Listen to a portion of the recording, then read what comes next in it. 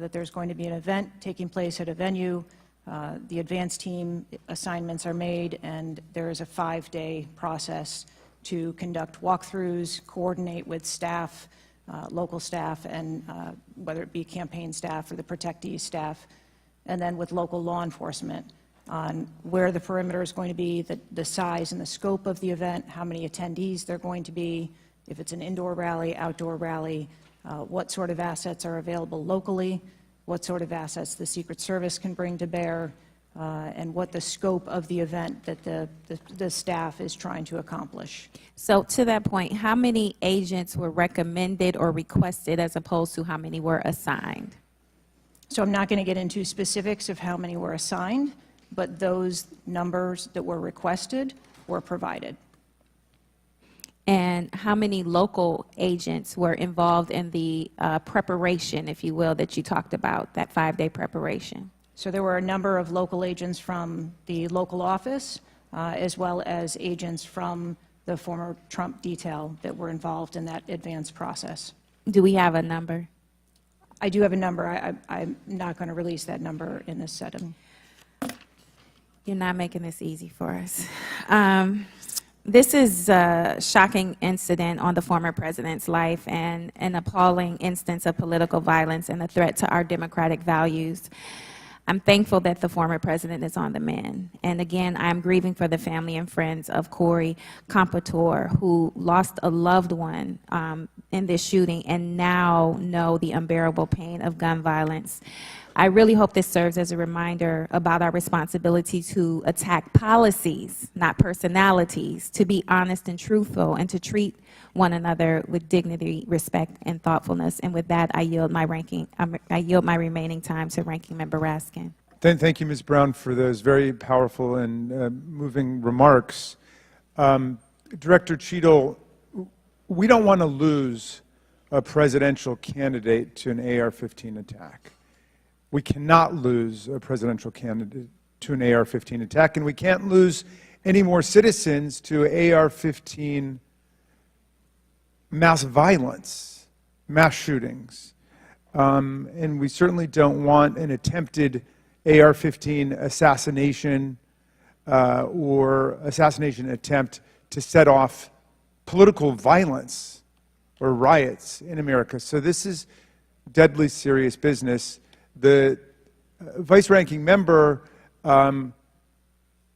pointed out that a report in 60 days won't do it for us because we have a responsibility. Members of Congress have a responsibility to take action now if there's anything we can do to prevent this. So my question for you is, what is informing your operational decisions right now that you've invoked? Without a report, can you tell us what are the preliminary judgments, or if you don't want to foreshadow the report, fine, what are your personal professional judgments informing the operational decisions you're making right now? Certainly, and I appreciate that question. I don't want to make any preliminary judgments on what happened on this particular day, but I can tell you that we have looked at, as we did immediately in the aftermath, what the security plan for the Republican National Convention was going to be, and we made adjustments to the interior of the perimeter there. We looked at the protectees that we have here in the Washington, D.C. area and our protective sites, and we did make some adjustments to their security posture. And as we continue to move through the next several weeks, even yesterday with the announcement of the president no longer running, we have made adjustments to the Vice President's detail. We are already prepared for an eventual VP nominee, and we continue to make those assessments. I think it just shows how dynamic the environment is that this agency works in every day. So you've made the same kinds of common sense judgments and intuitive recommendations that members of the public and members of Congress are asking about right now? Yes. Okay, thank you. I yield back, Mr. Chairman. And before I recognize Ms. Mace, I have to say, Director, we're pretty close to the halfway point during this. You answered more questions with an ABC reporter than you have with members of Congress. We have a lot more questions. The American people are demanding that we get answers to those questions, and that's what the purpose of this hearing is today.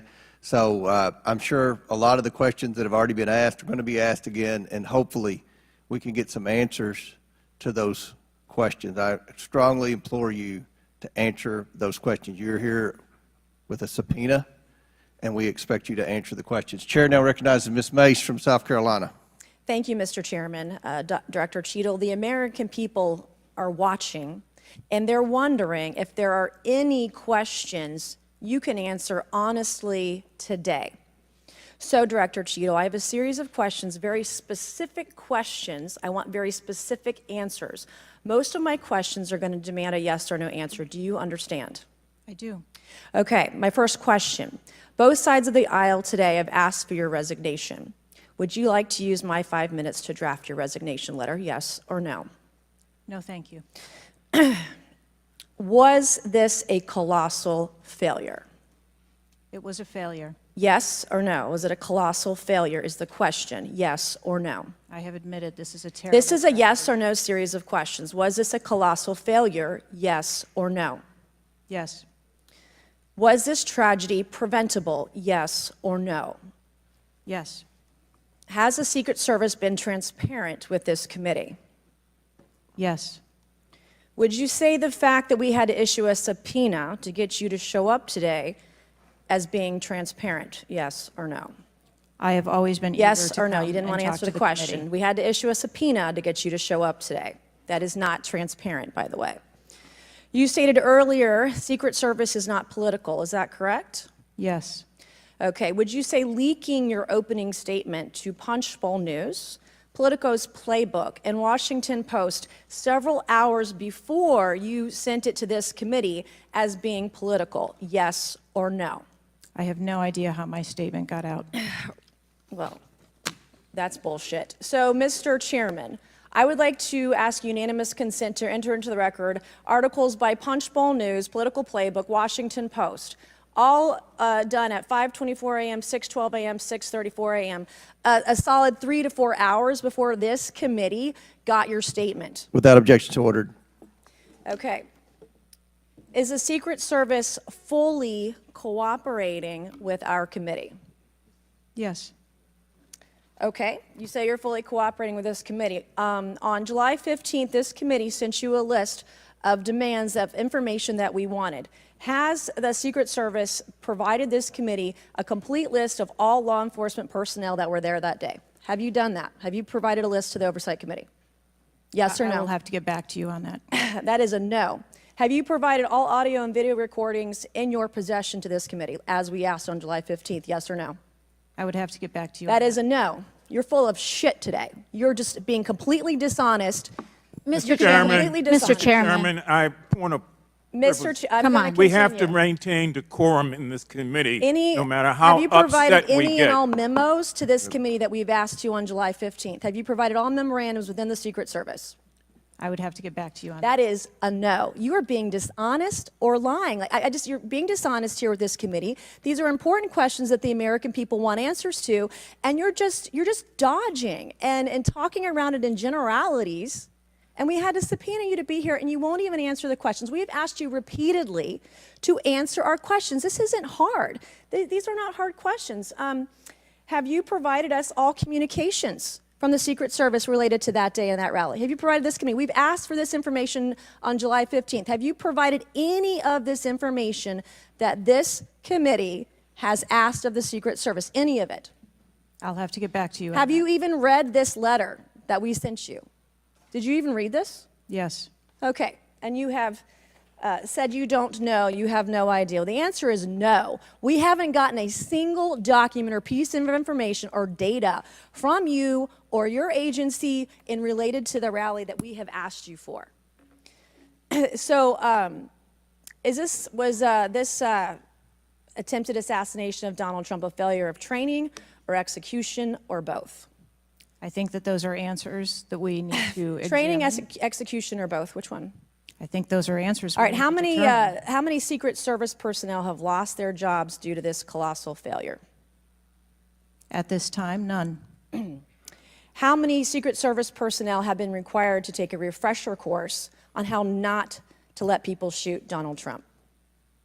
Our personnel are currently operational, We are examining the facts of this investigation, and we will make the changes necessary. What time did law enforcement become aware that there was an individual on the roof with a clear line of sight to President Trump? I am still verifying timelines. Of course, 9 days in, you have no answers. How many minutes went by between the time law enforcement saw and took photos of crooks and the shooting? How many minutes? I am still verifying timelines. 57 minutes. Thank you, Mr. Chairman, and I yield back. Gentlelady yields back. Before I recognize Ms. Stansberry, I believe I want to recognize Mr. Mfume for a unanimous consent. Yeah, thank you, Mr. Chairman. I beg your indulgence. I meant to do this earlier. I'd like to have unanimous consent that it be submitted for the record. The 2023 ranking of best and worst workplaces in the federal government, compiled by the Office of Personnel Management, which shows the United States Secret Service coming in, again, as I said earlier, 413th out of 459 sub-agencies, and this appears in the July 17th edition of Government Examiner. Without objections ordered. Chair now recognizes Ms. Stansberry from New Mexico. Thank you, Mr. Chairman. You know, I want to start by just saying that part of why you have bipartisan agreement here on the dais about the severity and importance of this hearing is because this is not just a single shooting. This is about national security and the security of our democracy. It's not just one operational failure. This is about our public officials safe. And what does that signal to our country and to the world about American security and the ability of our officials to do their job safely? So I want to start by saying thank you to all of our brave men and women who are in the uniform, whether it's the Secret Service or local law enforcement, who put their lives on the line. I think obviously we honor their service, but this is really about operational failures and what it means for our country at large. And I also want to reaffirm that we must condemn unequivocally political violence of any kind, not just political violence, and that it cannot be tolerated in this democracy. And also to offer my prayers for the slain Fire Chief Corey Comprator, and also prayers for those who've been injured. Now, I think, you know, the tone of this hearing is, how is it that a 20-year-old young man with a gun that was legally purchased by his father could, on the day of a rally, go to a gun shop, legally purchase ammunition, show up to a secured site, and then not only attempt an assassination of a political figure, but kill and injure 2 others? How could this happen? I'm not asking yet. I think we've had a lot of testimony here today. I want to talk a little bit about the timeline. Now, here's what we know, and I know, Director, you were also on the call that we had a few days ago with the FBI and other law enforcement, so I respect that you are not able to share, based on your testimony, some of the details that are currently being investigated, but I know you were on the call because I heard you on the call and you heard them too. So I'm going to lay out the timeline a little bit. On July 3rd, the rally was announced that it was going to be in Butler. On July 6th, 3 days later, we know that the shooter searched for dates for Trump and DNC events. On July 7th, so this is 4 days after the announcement, the shooter went to the site. He actually physically went to the site. On July 12th, the shooter went to a gun range where he and his dad regularly go and practiced shooting. And the next day, on July 13th, he went to the site again before the rally began. We know that he then went and searched online for a gun store, where he went and he purchased 50 rounds of ammunition, went home, got his father's AR, which was legally purchased, and returned to the venue. At 5 p.m. that evening, this is more than an hour before Donald Trump actually took the stage that evening, local law enforcement were made aware that there was a suspicious man. In fact, at 5:20, local law enforcement flagged that he had a rangefinder, and they radioed their concerns and sent around pictures of the individual. At 5:40, 20 minutes before local law enforcement actually identified the shooter, and at 5:51, Secret Service was notified of the suspicious person by the state police, and 1 minute later, they distributed that information. That was before Donald Trump even took the stage. That was 11 minutes before he took the stage. So the Secret Service was aware that there was a suspicious person. At 6:03, he took the stage. At 6:09, rallygoers, as was shown in the video, identified this gentleman climbing on the roof. At 6:11, 3 shots were heard, 3 rounds of shots, and of course, the president and the other victims were shot. This shooter was a 20-year-old young man, no criminal record, legally purchased gun and ammunition, who for days in the lead up to this shooting was searching mass shooters. He even had a picture of a mass shooter on his cell phone the day of the shooting. He searched for explosives. He searched high-level officials. So the American people want to know, how did a 20-year-old young man with access to a military-style weapon actually bring it onto an unsecured perimeter who for days had been planning a mass shooting event? And I think that, Madam Director, with all due respect, the answers that we've received here in this hearing today are completely unsatisfactory.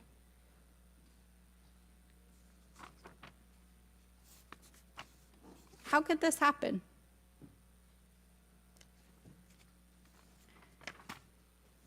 We need answers. We need answers not just for the family members of the gentleman who was killed and those who were injured, but we need answers for our democracy. Because as others have stated here today, we are in a highly politically charged environment right now. We are only weeks away from one of the most significant presidential elections in American history, and it is clear that our public officials' safety has not been secured. And it is not just a matter of one shooting, it is a matter of national security. So I hope that you will take our comments to heart. I hope that there will be accountability, and we need answers. And with that, I yield back. Chair now recognizes Mr. LaTurner from Kansas. Thank you, Mr. Chairman.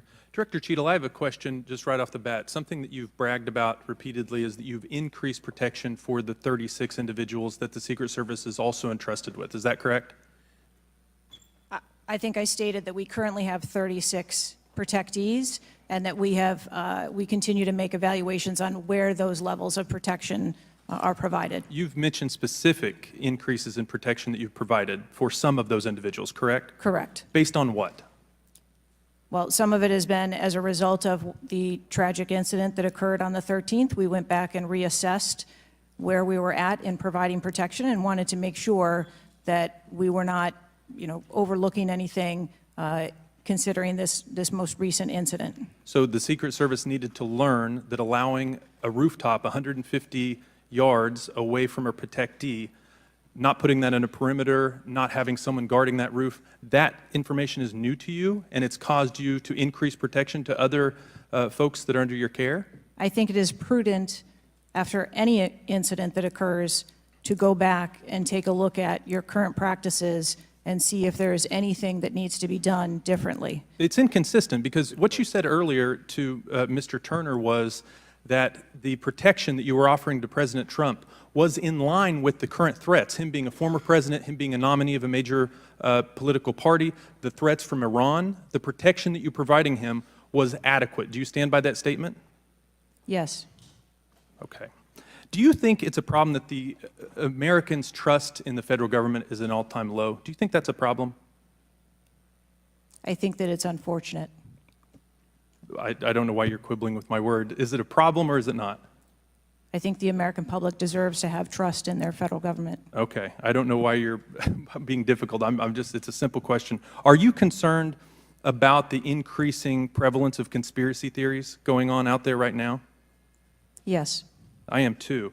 You've been incredibly inconsistent with your answers before this committee today and what you were willing to reveal. You've acknowledged that the shooter was identified with a rangefinder, that President Trump's detail was sufficient for the threats he faced from Iran, that certain details were erroneously reported, in your words, but you haven't been willing to provide any information about the decision to place the building in question outside the perimeter, the explosives placed in the shooter's vehicle, the use of a drone by the shooter, or when exactly the Secret Service identified the shooter as a threat rather than merely suspicious. What is your standard today for what you are willing to answer and what you are not, because you've been inconsistent? I'm certain that you can understand that some of the information that's been provided to you thus far has come from the FBI's investigation and has come from information that we have released. I want to make sure that information that is being provided to this committee is consistent and is factual. But the question about the drone that the chairman asked at the beginning of the hearing, he said, do you know this information? And you acknowledged that, yes, you do know the information, you just don't want to tell us. I guess my question is that if you wanted to wait till the end of the investigation to draw conclusions, which you've acknowledged you're not, you're drawing conclusions right now and making changes. But if that was your standard, that you want to wait till the end of the investigation to draw conclusions, okay, at least you would be consistent in that.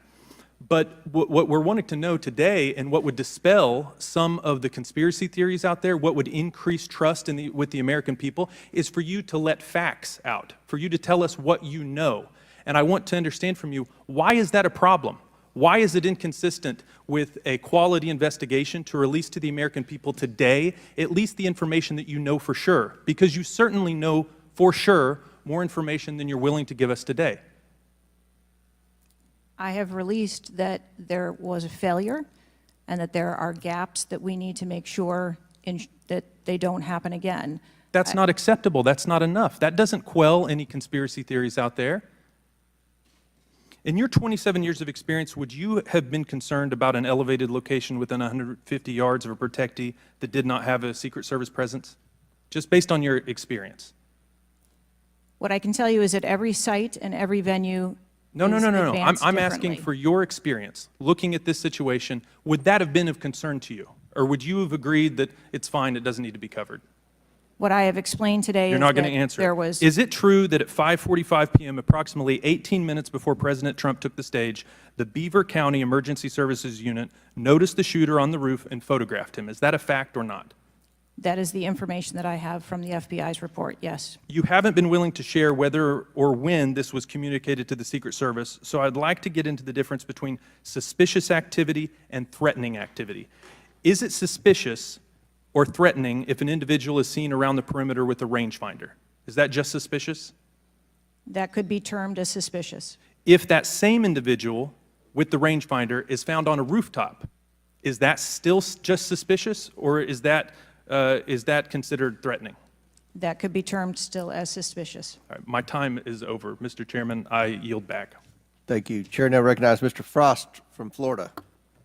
Thank you so much, Mr. Chair. And obviously, I want to start by stressing that political violence is always unacceptable, and acknowledging that this is still an ongoing investigation. But oversight hearings like this are essential components of an investigation, and I want to thank the chair for pulling this together. Madam Director, I appreciate you for being here. The events of July 13th raised serious questions about the efficacy and thoroughness of the security protocols in place.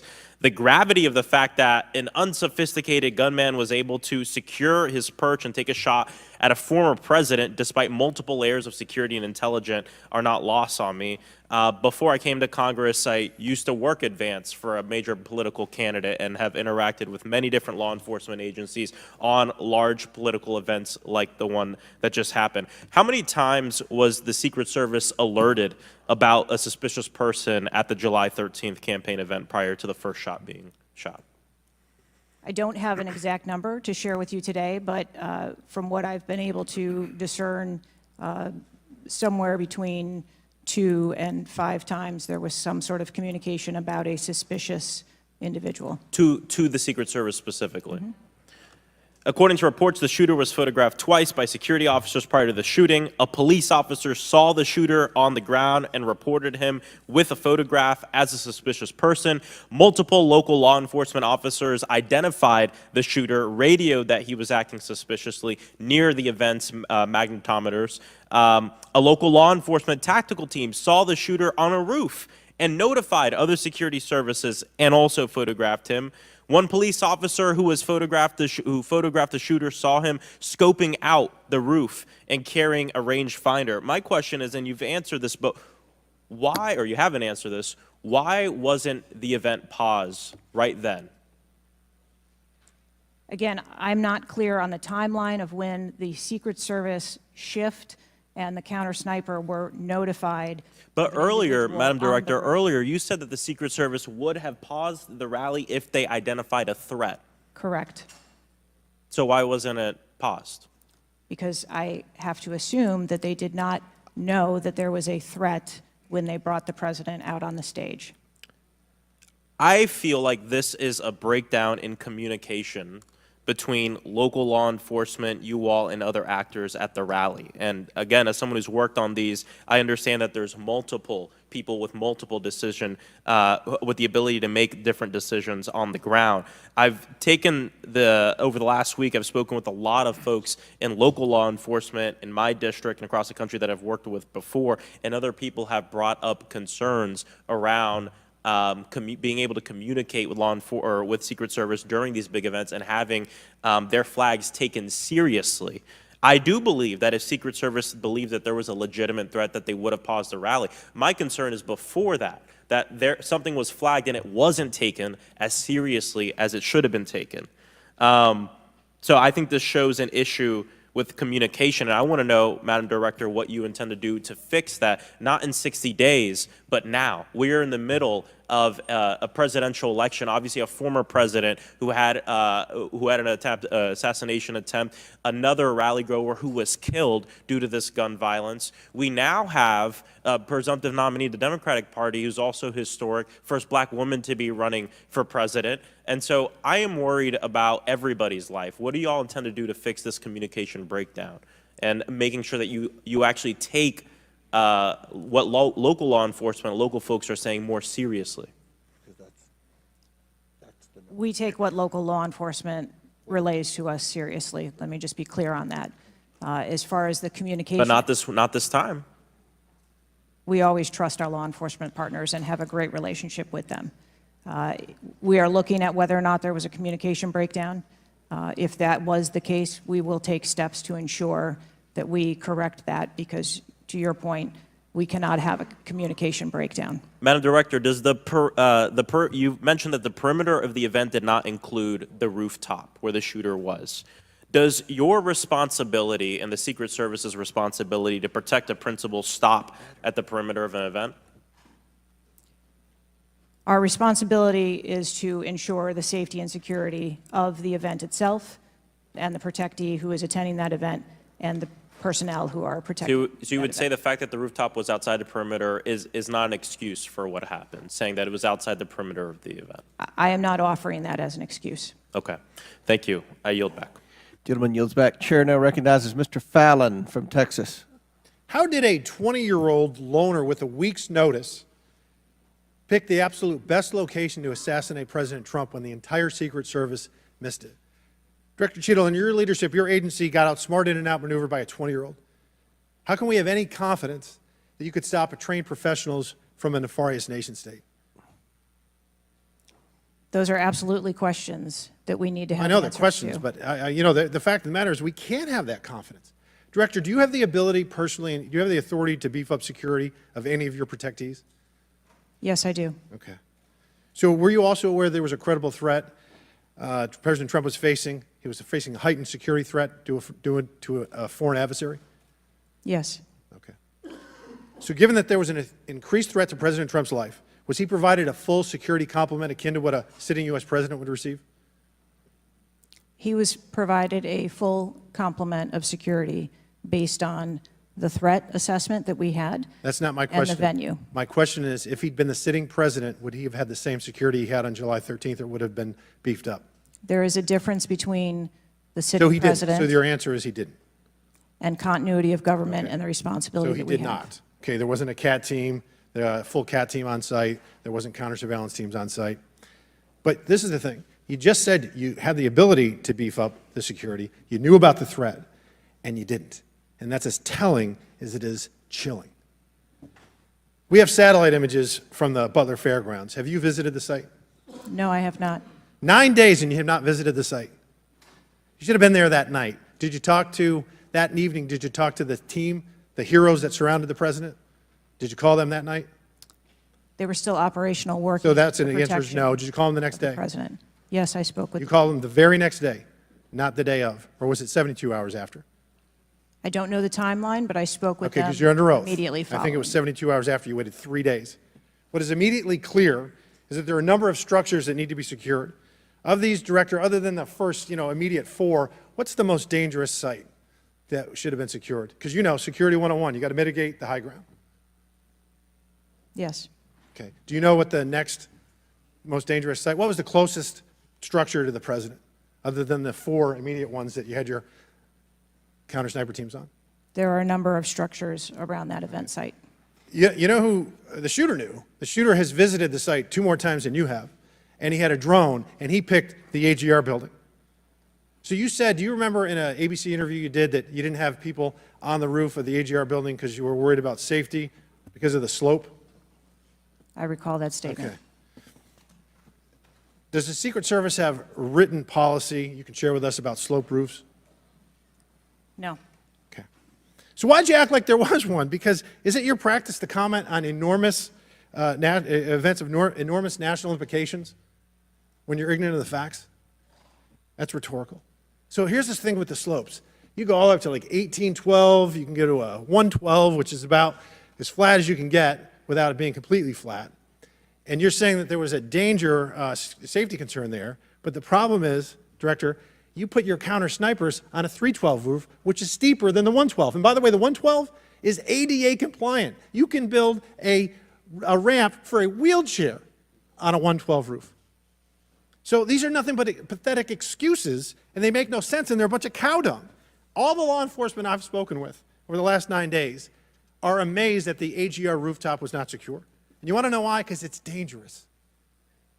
I have never had any long gun training in my life. I own an AR-15, and last time I shot it one time my whole life. It was 6 years ago. That is until Saturday, where we recreated the events in Savoy, Texas. We recreated what happened in Butler. I was lying prone on a sloped roof at 130 yards at 6:30 at night. And I knew that he had a scope. I didn't know what kind, red dot or magnified. So I shot 8 rounds from both. You know what the result was? 15 out of 16 kill shots. And the one I missed would have hit the president's ear.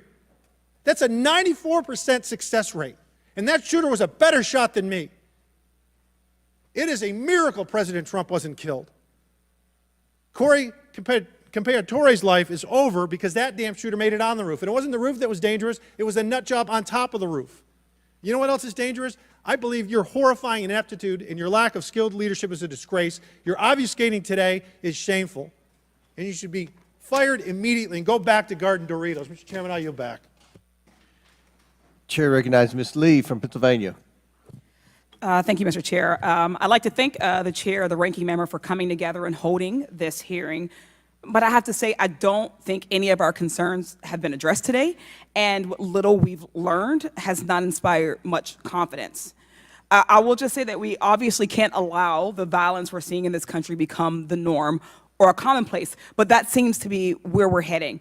On this occasion, it was, very shockingly, a former president and current political candidate at a rally that we all assume is one of the most secure places we can be. But the violence we saw last Saturday is the same culture of violence that makes too many of our kids and our community members feel unsafe to play outside or to go to class or to simply live their lives each day. But again, this was a political rally, and it is supposed to be one of the most secure places. So we do have very specific questions about that. Director Cheadle, I'd like to start by following up on some of my colleagues' questions.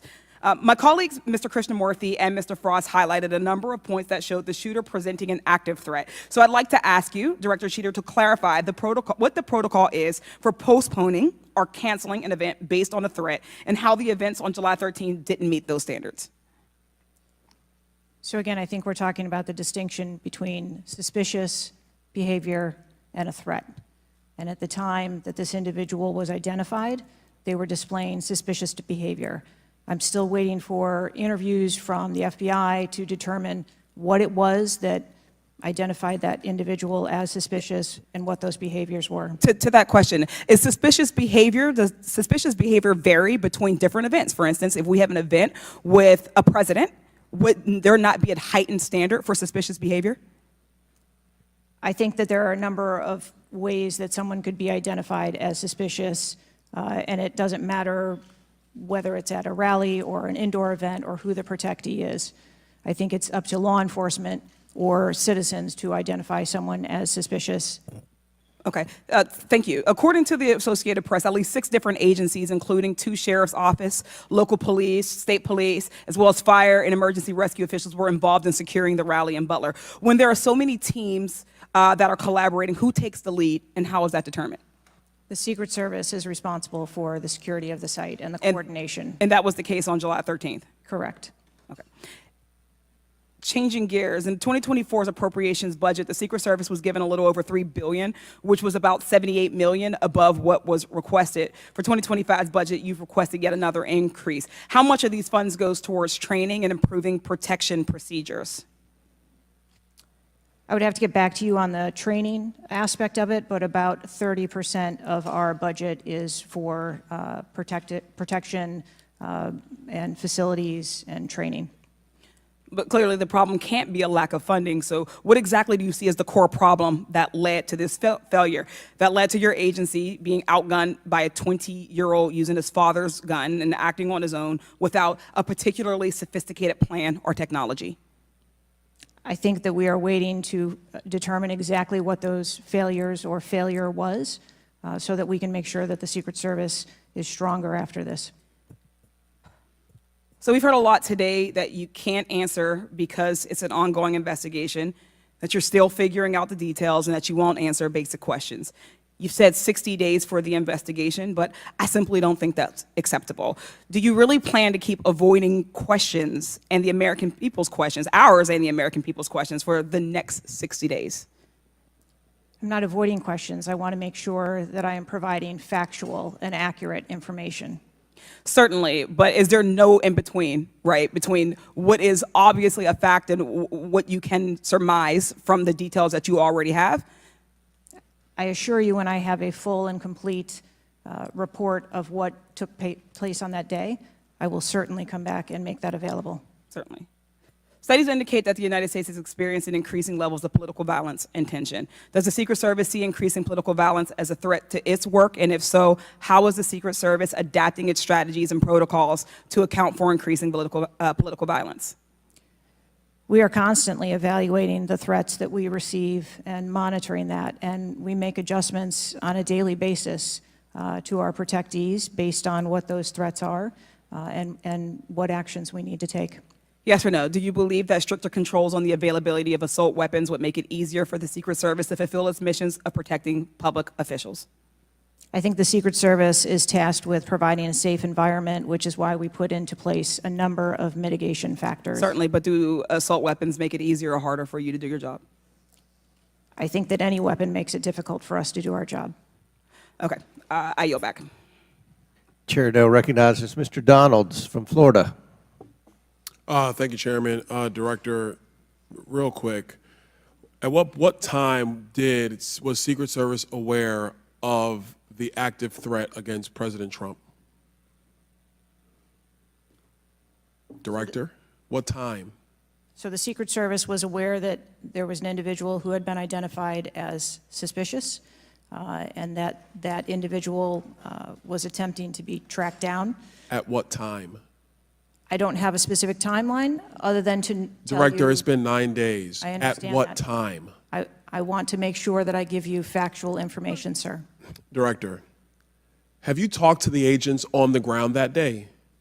Yes, I have. You've talked to all of them. Your senior team has talked to every agent that was on the ground that day. Yes, we have. Have they all corroborated the same time they identified the shooter or they were made aware of the shooter, either by attendees in the crowd or local police department? There are a number of reports of when those times were made. Was it those 5 minutes notifications. before the first shot rang out? No, Generally speaking, was it 10 minutes before the first shot rang out? no. Was it 15 minutes before the first shot rang out? It was less than that time frame. when it was identified as a threat. How many days before the shooting took place did Secret Service actually do their advance work to secure the facility that the rally was going to be held at? 5 days. In the 5 days prior, when the security advance team did their work, did they identify the rooftop as a potential threat? Again, I'm pulling those reports and that information. It's been 9 to days, conduct those Madam interviews. Director. Did they notice a rooftop 150 yards away that was a potential threat? Yes or no? I am certain that the rooftop was noticed. I am pulling the reports. What was the security parameters around securing that rooftop? What did they do? There was overwatch provided for that rooftop. Did Overwatch fail? I am waiting to hear what the results of the investigation were so that I can identify where the failure was. Who did you talk to that was on the ground that day that was responsible for Overwatch? What are their names? I'm not going to provide their names in this setting. Did you talk to the people that were providing Overwatch that day? I've talked to the people that conducted the advance on that day and that were working the shift and were the counter snipers on that day. So you talked to the counter sniper team, you talked to the people who were providing Overwatch that day, and you talked to the advance team, correct? Yes, sir. What did they tell you? We are putting together a comprehensive report so that I can identify exactly where the gaps and the failures. When the counter sniper team was on the roof and they identified that there was suspicious activity on the roof in question, what was the chain of command's orders around the person on said roof? Because I'm quite sure somebody saw under your organization, the Secret Service, I'm quite sure somebody saw the shooter on the roof. So what was the communication through the chain of command to deal with said person? What I can tell you is that when the individual was identified by the counter sniper, they took one shot and neutralized that individual. But that was after the shooter already took a shot, is that correct? That is correct. So what you're saying now is that the Secret Service did not see the shooter on the roof until after the shooter took a shot? I do not have all of those details at this time. If you don't have those details after 9 days, Director, then what you're telling me is that you guys didn't see it. Is that correct? I am telling you I don't have all the details of the sequence at this time. Director, it's been 9 days. Either you have the information or you do not. Is that correct? We are still in the process of conducting interviews and an investigation. Some of my colleagues have texted me over the last couple days, bipartisan, about whether you should lose your job, and I've been quiet on that question because I wanted to see what you were going to do today. In my opinion, you do need to be fired immediately, and it is because this is gross incompetence. And the fact that it's been 9 days, and these are simple questions to answer, I'm quite sure if I asked any one of my kids if they got in trouble and I told them to give me the details, I would get more answers from them than I'm getting from you right now. And that's what's frustrating on a bipartisan basis, on a nonpartisan basis. This is a joke. And Director, you're in charge, and that's why you need to go. Mr. Chairman, I yield back. Chair now recognizes Mr. Goldman from New York. Thank you, Mr. Chairman.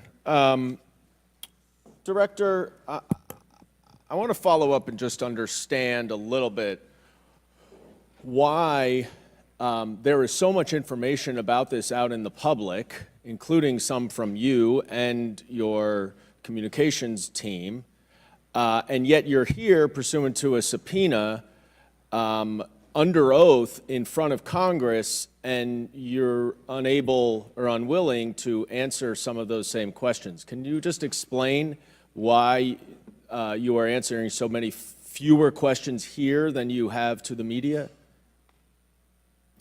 I'm answering the questions that I'm able to answer based on the fact that there are multiple ongoing investigations. But you have answered some of these questions previously, correct? To the public, to the media. Which questions? Well, did you have an interview with ABC News? Yes, I did. Okay. And did you explain the interaction between local law enforcement and the Secret Service, and that local law enforcement was responsible for securing the perimeter of the building where the shooter was? I said that the Secret Service is responsible for designing and implementing and executing the security plan, and that we rely on the assistance of our local law enforcement partners to assist us with that plan. Let me ask you something. Were you given any instructions about what you can and cannot answer here today? My ability to answer questions is solely reflective of the fact that there are multiple ongoing investigations, and I want to make sure that I provide accurate information that doesn't conflict with any of those investigations that are going on. So is it your view that you can't talk about anything that happened that day until those investigations are completed? My view is that I want to make sure that this committee and the American public gets correct and actual information. And so is it your view that that can only happen after the completion of the investigation? It is my view that when the investigations are complete, that we will be able to share that information. And how about before that? If I have factual information that I can share before that, I absolutely will. I'm guessing you have factual information as to when the suspicious photograph of the suspicious person was relayed to the Secret Service. There's a timestamp on that text message or whatever it was, correct? Sir, I'm sure you can understand that when you're dealing with text messages, emails, and other communications, the timelines don't always match up. Not really if they're time-stamped, but let me move on. Because you have acknowledged that this was a major security failure. Is that right? Yes. Do you acknowledge that it was a major security failure not to secure the rooftop of the building that the shooter shot from? I believe at this time that the rooftop was provided Overwatch. I acknowledge that we are unaware at this time how the individual was able to access the roof. Overwatch meaning from other counter, sniper, other higher points? Correct. And so was it a failure then that when that shooter was on the rooftop that Overwatch did not identify him before he fired his shots? I don't have the timeline of how the individual accessed the roof, where they accessed the roof, or how long they were on the roof. Let me ask a couple things quickly. You have testified here about all the resources that the Secret Service needed to deploy to protect the NATO summit and all of the leaders here. Is that right? Yes. Did you have to rely more on local law enforcement because of the NATO summit for this event? The Secret Service routinely works with local law enforcement at every event. It doesn't matter whether it is a NATO summit, NSSE, the RNC in No, but that's not my Milwaukee. question. Obviously, there's a natural give and take as to, I'm sure, how many agents you deploy and how much you rely on local law enforcement. Did you have to rely more on local law enforcement because there were fewer Secret Service assets available because of the NATO summit? No. I hope we get answers before the completion. I don't like the fact that the media has received far more answers than Congress has. If this is a function of getting your ducks in a row, I assume you have access to a lot of these reports and a lot of this information, and you should have come prepared here today. And I would just want to flag, Mr. Chairman, before I yield back, that I want to just point out one thing that my colleague from Texas was talking about. When he said he recreated this shooting twice with an AR-15, and he had a 94% success rate, 15 out of 16 shots. I don't know why that doesn't convince him that we should get rid of AR-15s, but clearly we need to do something about the prevalence of AR-15s and weapons of war on our streets. And I yield back. Chair now recognize Mr. Perry from Pennsylvania. Thank you, Chairman. Director, I guess 60 days is the time of the investigation. Is that the information that you've put out, or where did that come from, 60 days? Or is that just information that the committee members are talking about? I stated that earlier today. I've asked Okay, my 60 team- days. So are you receiving regular updates? You're in charge of the Secret Service. This is about your organization, what happened 9 days ago. Are you receiving regular updates from the FBI on their investigation? Yes, I am. So you know some things are true, some things are probably not true. We want to talk to you about the things that we're hearing about and find out if they're true. You've been in contact with the FBI, then you're getting updates on a daily basis, right? Yes. Based on what you said. Okay, so, and are you confident that the person in question, Mr. Crooks, was the only person firing that day against the president or the crowd? Is he the only one? I'm not asking you yet if he acted alone, but is he the only one, or can you say that with certainty to the American people? That is the information I have at this time, yes. Okay, does it appear he acted alone? That's the information we have at this time. Okay. Now, let's talk about the fact that he was noticed as a person of interest, of concern, suspicion, as you say. Your PI team, how do they stay in, there's a sea of people. How does the PI team get to that individual that's in question in the sea of people? How's that individual tracked? Our protective intelligence teams that work at our sites are paired up with a local police counterpart, and so they work in conjunction together. So they just follow them around, or let me ask you this. Looking at the site, you have multiple perimeters, right? You have the secure perimeter, the inside perimeter, you have multiple perimeters. Was the AGR so-called building the highest location affecting the site of the rally? Was it the highest location? I believe the highest location at the site was where our counter snipers were What about the water tower positioned. adjacent? What about how high is the water tower? I don't have the height on the water tower. Okay, seems like water towers are pretty high, at least in the photo. It looks like there might actually be a building right behind the AGR building that is even higher than the building that Crooks fired from. You're familiar with cover, concealment, and defilade, right? You're familiar with those terms? Yes. So how would your sniper team or your PI team track the individual and give vectors to Secret Service on the PI team to get to that individual to question him? And how would you cover the defilade, the cover and concealment of low areas that you can't see from where your sniper team immediately adjacent to the president were sighted? How would you do that if you're not up on the high ground? So when our counter sniper teams go out and conduct an advance, they have a methodology and provide a grid system that our response teams are able to vector in if they see something that is troubling. So when Mr. Jordan asked about the assets that were requested, let me just ask you about assets requested. Were aerial assets requested for this event from either the Secret Service or state police or anybody else, drone, manned, otherwise? Aerial assets, were they requested?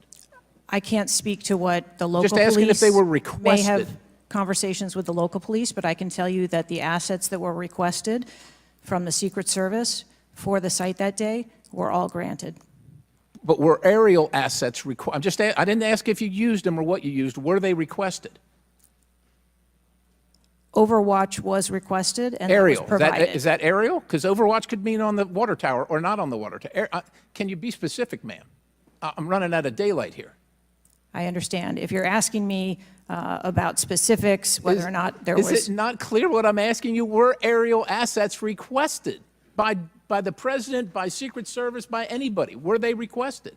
The Secret Service, we felt that we had a good plan in place. Okay, fair enough. How about K-9 assets with bomb sniffing or explosive sniffing capabilities? Requested. I didn't say they were present. Were they requested? Those requests were fulfilled. They were requested and fulfilled. So was the Crooks vehicle inside any of your perimeters? No, it was not. It was not. How did you, so it was not within so what, was there a device located on Mr. Crook's body to detonate the vehicle? That is the information that I have. So what would be the point of detonating the vehicle if it was not inside the perimeter?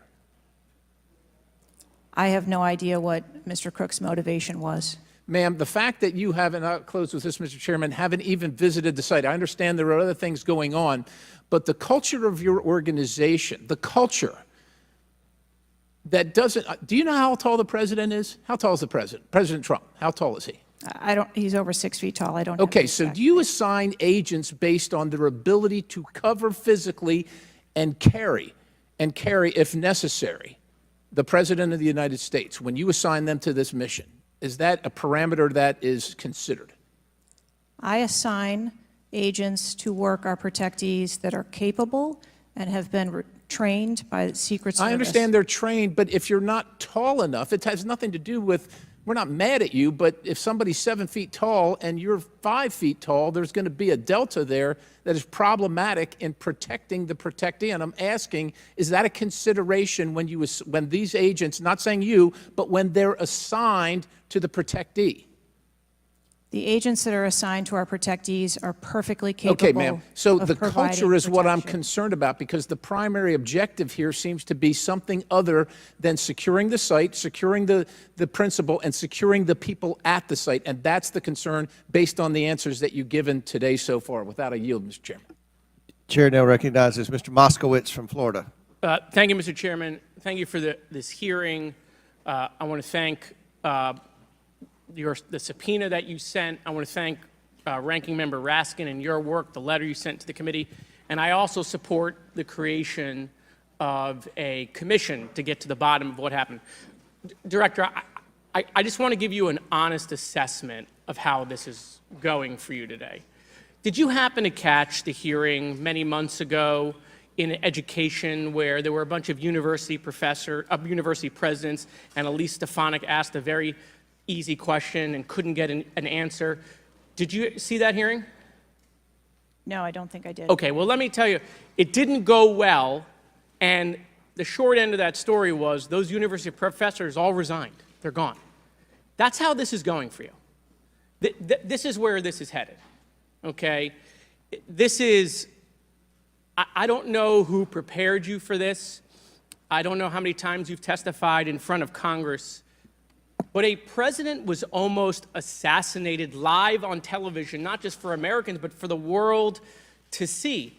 And this being your first opportunity, I understand there's an ongoing investigation. I understand there's things that you can not talk about. But the idea that we're getting less than you did on television is something that Democrats, Independents, or Republicans are going to find unacceptable.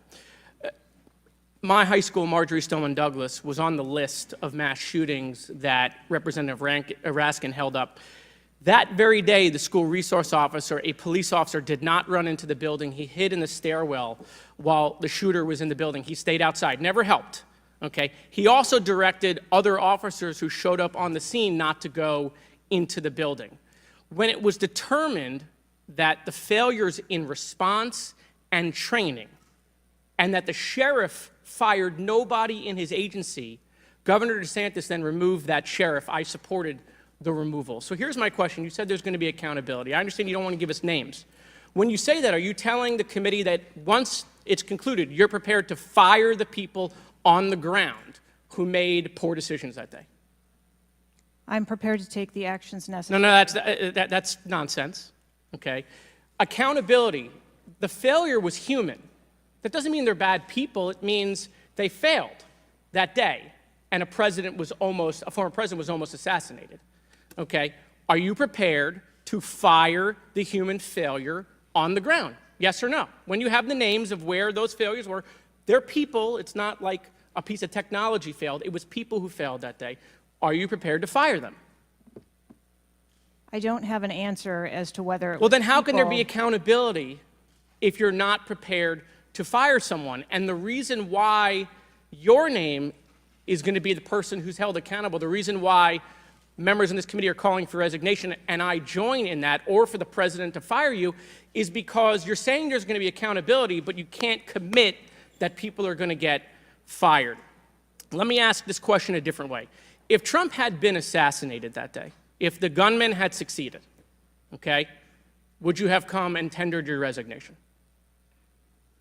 I would still be sitting here because I would want to ensure the integrity of the investigation. Totally and would move understand. forward. That's a fair answer, that you would have set up that process. But would you have had the honor to come in front of the committee and say, a president was former president was assassinated on my watch, there should be new leadership?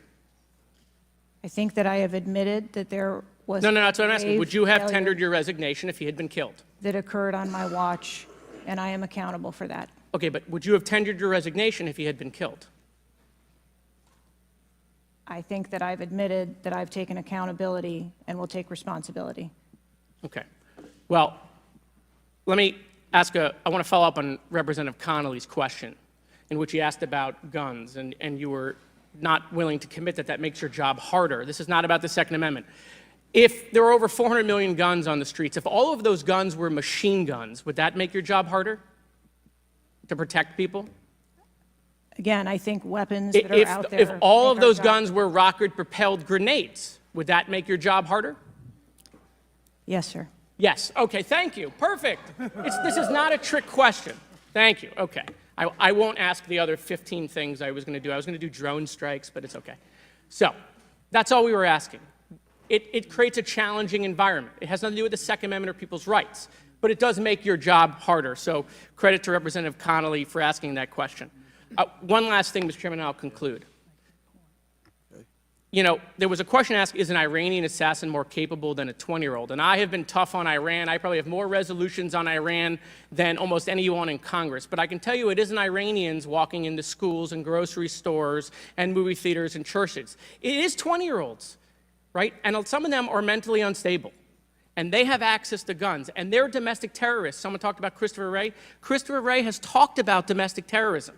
And so, yes, we collectively come together on foreign threats, and I am not at all debasing the fact that there are foreign threats here and abroad, but there are domestic threats, and we have to get to the bottom of how we stop domestic terrorism, because it was a 20-year-old who walked into my high school and killed 17 people. He was plenty capable, and he was an Iranian. Thank you.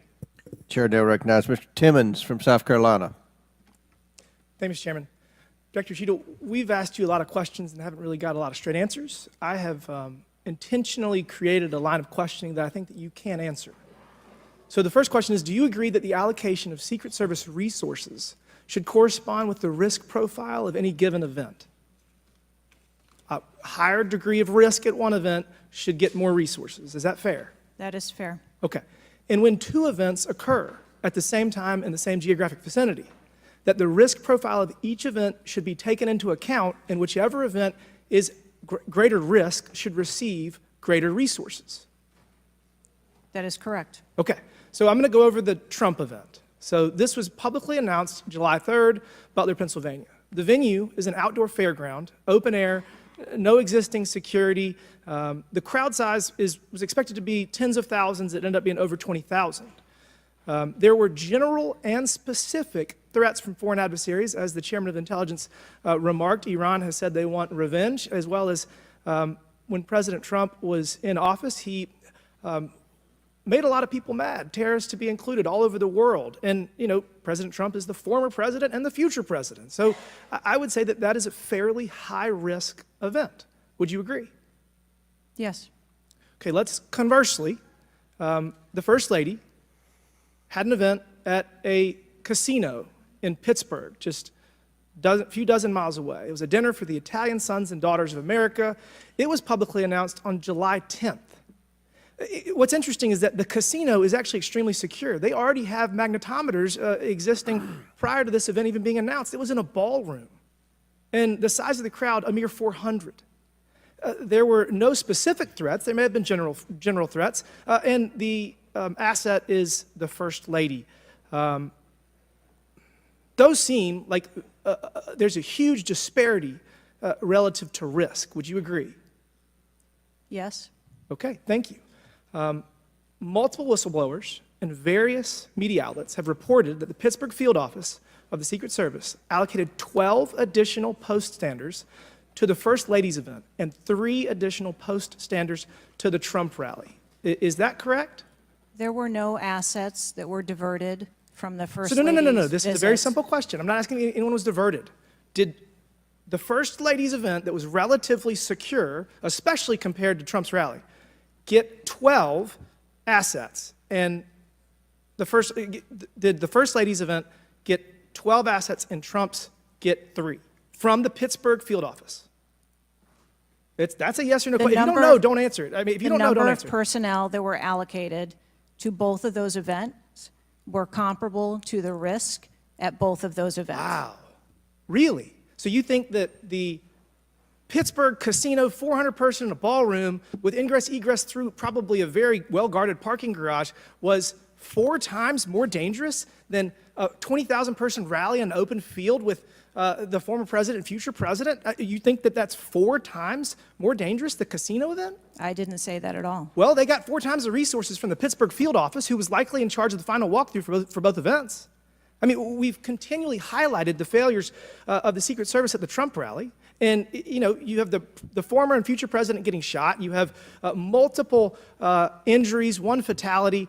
And I would have to think that if we had 9 more post standards, 9 more individuals that have the training and the integration into the Secret Service defense of Trump at that rally, that I have a feeling that Crooks would have had somebody come say hello to him before he fired a bunch of shots. Do you think that's possibly true? There were significantly more assets and resources available at the former president's event than there were at the first. Who made the event. decision to deploy 12 post standards to the casino where the First Lady was having a 400-person dinner, and only 3 people from the Pittsburgh field office to the 20,000-person plus Trump rally? Who made that decision? There were additional Secret Service resources available at the former President Trump's event. Who made that the day. decision to deploy 12 to the First Lady's event and 3 to the Trump event? The allocation of resources is decided based on the availability of personnel and their location and where they are, but there were sufficient resources What did you just that say? were given to Did you just the say there were former sufficient president's resources? President Trump event got that shot. day. Someone got killed. There were not sufficient resources, clearly. There was and it a doesn't, gap. It doesn't take 27 years of experience to know that. And whoever made that decision, it probably wasn't you, needs to be fired. And then you need to resign because this is absolutely unacceptable and you've lost the trust of the American people. With that, Mr. Chairman, I yield back. Gentleman yields back. Chair now recognizes Ms. Tlaib from Michigan. Thank you so much, Mr. Chair. Thank you, Director, for being here. You know, when we hear the headline, a 20-year-old young man with access to an assault weapon commits an act of mass violence, I mean, we've heard this before, over and over again. But the unfortunate thing is that my residents don't get a committee hearing.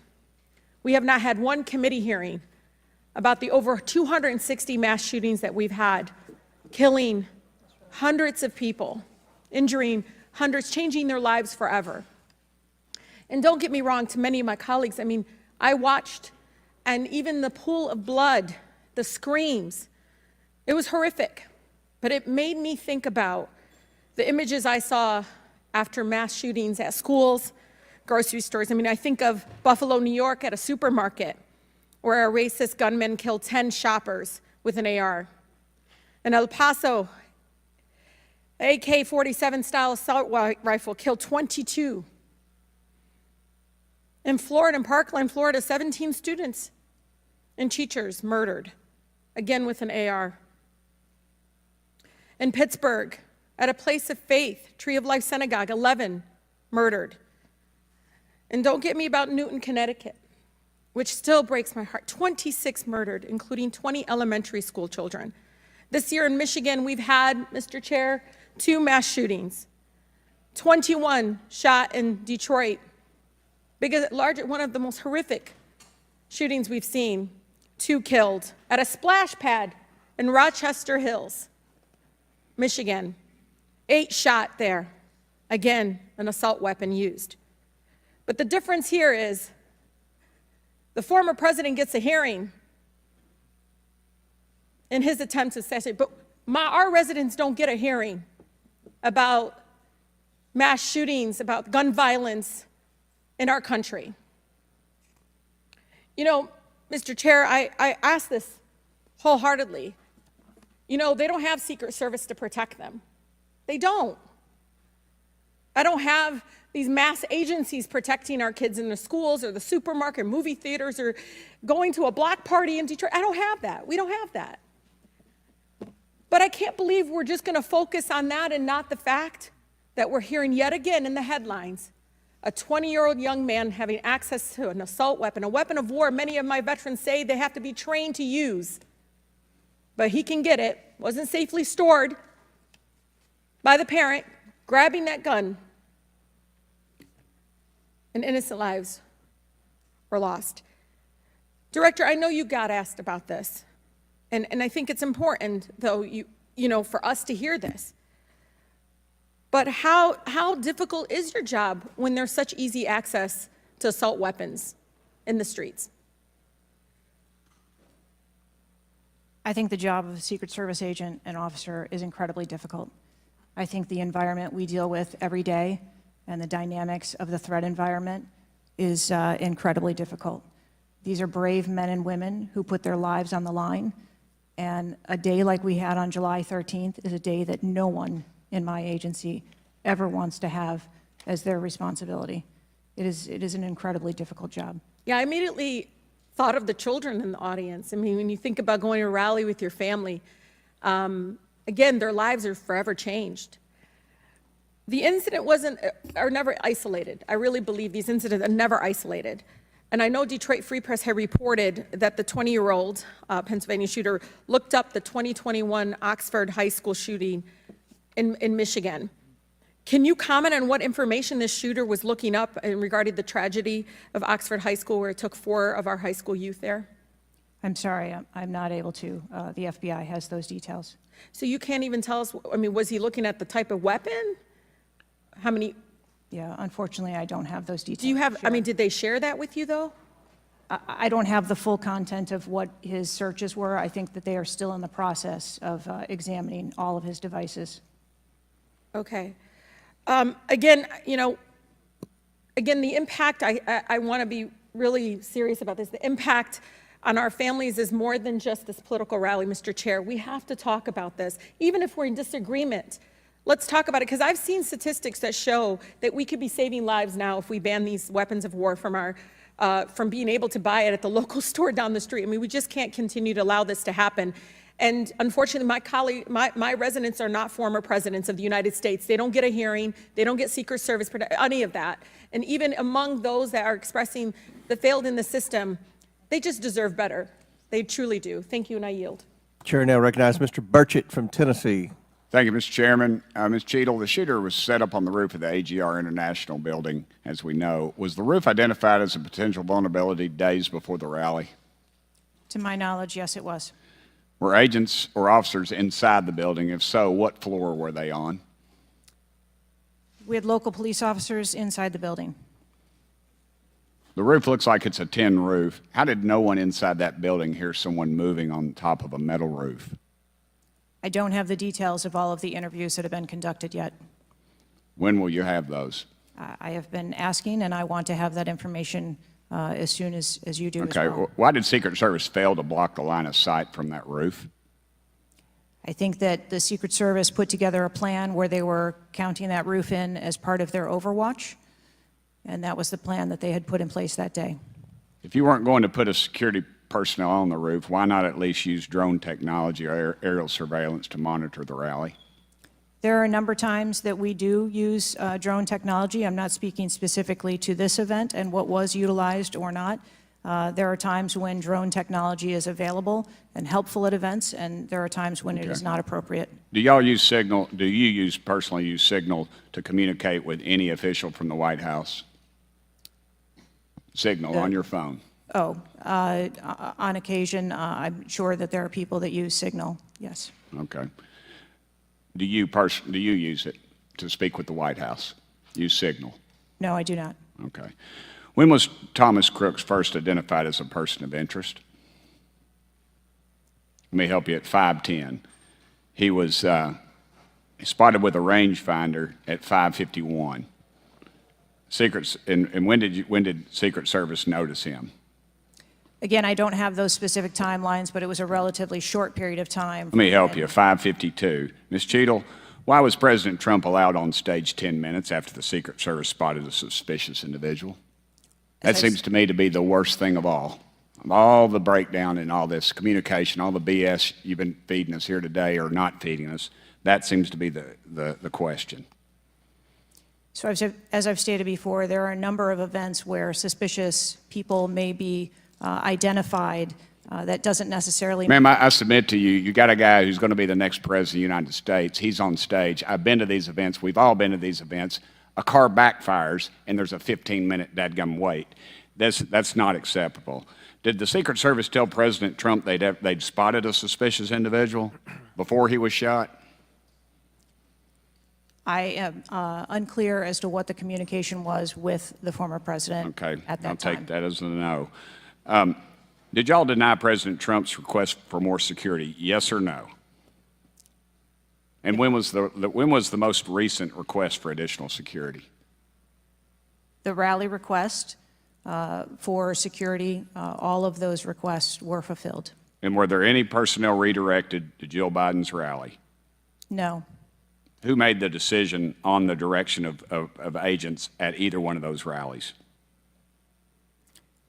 I'm unclear as to your question on the direction of the agents. I said, who directed those agents to be at Ms. Biden's rally or President Trump's rally? The specific agents.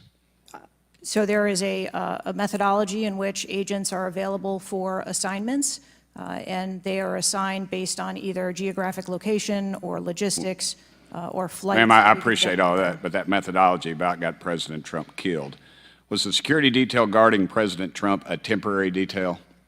The personnel who are assigned to the former president's detail are assigned to him. Why was there a different detail on the opening night of the convention than the detail that was guarding him in Pennsylvania?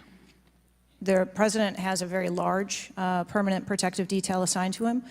They work shift work, and so it could be that people you saw at the rally were not working the same shift the day that he was. I can assure you, ma'am, somebody that's a lot shorter than the president was not at the convention, and the people that were cowering down behind the mass of agents that were on top of the president were not in the convention hall. At least I didn't see them. You can't seem to answer a single question about an ongoing investigation, ma'am, and you don't know when the information will be released publicly. Are you waiting for the administration to sign off? No, I am waiting for the results of the investigation, at which time. Okay. Let me ask you one more question. You found explosives in the shooter's possession. Is that correct? The FBI found explosives. Do we know who directed this young man how to make those explosives? I believe that the FBI is still looking into that on their investigation. Ms. Cheadle, you said that the buck stops with me, and I agree. I don't think you should resign. I think you should have been fired. Ma'am, you are a DEI horror story. I've told my daughter multiple times, my wife and my daughter, we talk to her all the time about how she's going to succeed in life. She'll succeed in life by achieving. Ma'am, you have not achieved today. You've let the American public down. If it was up to me, you'd be gone. Thank you, Mr. Speaker, Mr. Chairman. Chair now recognizes Mr. Crockett from Texas. Thank you so much, Mr. Chair. And let me just pick up where my colleague from Tennessee left off. Director Cheadle, was the incident on July 13th due to DEI, or rather systemic failures in communication and potentially safety protocols? The incident on the 13th has nothing to do with DEI. The incident on the 13th has to do with a failure or a gap either in planning or communication. Thank you so much. In fact, I have a few articles that I will enter into the record once I wrap up that actually acknowledge a number of women specifically for their valor in their service, whether it's been in various levels of law enforcement. But, you know, I want to stick here for just a second, because earlier you had a conversation in which there was a discussion about training. And I want to talk about training, and I want to talk about the fact that there's been a little bit of dancing around as it relates to this being a suspicious person and this being a situation that was perceived to be a threat. And it seems as if there's a different analysis that takes place. One of my questions has to do with if you have any bias training that your officers undergo. And the reason that I ask that, because as a civil rights lawyer, I have learned so many times in having to deal with law enforcement that there usually is not a perception of a threat when it is a young white male even if they are carrying a long gun. Yet a lot of times, at least in this country, when it comes to law enforcement, there is a perceived threat just by somebody having a little bit more melanin in their skin. So I'm curious to know, because a lot of times, one of the things that we have consistently pushed for on my side of things, and when I say my side, is once we are looking at a tragedy in which law enforcement made an error, is the bias training and whether or not our officers are getting it. So I'm curious to know, in some of the training that you talk about that is part of your budget, has bias training been part of that? Yes, it is. Okay, thank you. I know that today is a rough day, and on that day in Pennsylvania, it was a rough day. And the reality is that I understand it, and you may or may not know the answer to this question. In the space in which this event took place, it was an open carry space. Is that correct? That is correct. Okay. So I hail from the state of Texas, and interestingly enough, I was serving in the state house right after there was a mass shooting in El Paso. We had an opportunity to do right by our citizens in Texas, but we did not. Instead, they passed permitless carry. And what my colleagues kept trying to get you to answer, because we want to come up with solutions, we don't want to keep pointing the finger. And right now, you've got a bunch of fingers that are pointed at you. But our job is to solve problems for the American people. And to be perfectly honest, the numbers are clear. I think almost every major law enforcement agency come forward and say that they were against permitless carry because they said that their jobs would be made more difficult. Unfortunately, my colleagues on the other side of the aisle in the state of Texas decided that they would ignore those warnings, and they passed the law instead. And right after they passed that law, we ended up with Uvalde. And we heard the stories of those officers that were scared to go in and save those babies because of the firearm in which in that case, 18-year-old had in his hands. They also were given an opportunity to say, hey, raise the age and make it to where at least you have to be 21 before you can possess this type of weapon. And they chose not to. And we have the facts. It shows, and I'll enter this into the record as well if there is no objection, deaths from firearms keep climbing in Texas decades after lawmakers began weakening gun regulations. That is from the Texas Tribune. Without objection, so ordered. Thank you so much. The last thing that I'm just going to make a point of saying is that we all care about this issue because we know that there has been a spike in violence, political violence in this country. Are you aware of the fact that the numbers are higher right now? Yes. Okay. In addition to that, and I'm going to point a little blame at ourselves because right now you got all the fingers pointed at you. But the reality is that we have a number of congressional members that are consistently engaging in violent rhetoric, and it needs to be toned down. The reality is that people are listening and they're paying attention, but unfortunately, another thing that is happening because we're not getting answers from you today is the conspiracy theories. They have already began. Have you heard of any of the conspiracies? Yes. Okay. The problem with these conspiracies is that when people believe that, say, the President of the United States ordered a hit, or they believe it was an inside job, or whatever conspiracies they believe because they don't have any facts in front of them, that potentially incites the next level of violence at the next event in retaliation for this. So we are only begging for your job as it relates to being the director, as well as the men and women that you are protecting as their director, that you keep them safe by making sure that the American people have the information that they need so that they can feel as if Secret Service is on the side of the American people. And ma'am, I don't doubt that Secret Service is on the side of the American people. But right now, so long as these conspiracy theories continue to fester, it is going to make your job that much harder. Thank you so much, and I yield. Chair now recognizes Ms. Marjorie Taylor Greene from Georgia. Thank you, Mr. Chairman. Ms. Cheadle, I'd like to remind you that you're under oath. The site team has a senior supervisor, an advanced team, a protective intelligence team, a counter sniper element, and detail. Who was the agent in charge? How long has she been the agent in charge? And what is her Secret Service background? So I'm not going to provide a name. Why not? You're here to answer our In this questions. forum, I'm not going to provide names of. You stated in your testimony, you said, I am here today to answer your questions. That is correct. Answer the question. I'm not going to provide names of our personnel to Why this not? committee today. The American people are demanding these answers from you today, Ms. Cheadle. I will do the best to provide you accurate information based on the facts that I have at this time. You're not answering our questions. The advance element coordinates with other intel or law enforcement partners, identifies threats and weaknesses at the sites and movements. We'd like a copy of the advance report. Have you brought it here with you today? We will comply with the request for the documentation that has been requested. When will that be, Ms. Cheadle? Because you should have brought it today. I am certain that our personnel are working on obtaining all of that documentation. I don't believe you, and neither do the people watching this hearing. You're not doing well, as Mr. Moskowitz informed you. You've been sitting here for over 3 hours, and I have you know the entire country is demanding you resign and demanding that you be fired if you do not resign. Things are not going well for you. You need to answer the questions. Was there a protective intelligence team, and what technical resources were utilized for that event, specifically drone or helicopter assets? There were a number of technical assets that were deployed for that event, and there was a protective intelligence team that was assigned to that event. Why was Crooks able to fly a drone over the entire area the day of the rally and the day of his assassination attempt? To my knowledge, he did not fly the drone over the entire area. How did he fly a drone over the area, period? Any part of the area? Again, I would have to go back and check the timeline of when that took place and when the event... Why didn't you bring the timeline with you today to answer our questions? I don't have all of the answers on the timelines based on the criminal investigation. Were you not prepared today to answer our questions? I am prepared to answer the questions based on the information and wanted to be able to provide. Do you have a timeline do you have a timeline at all from any of the day?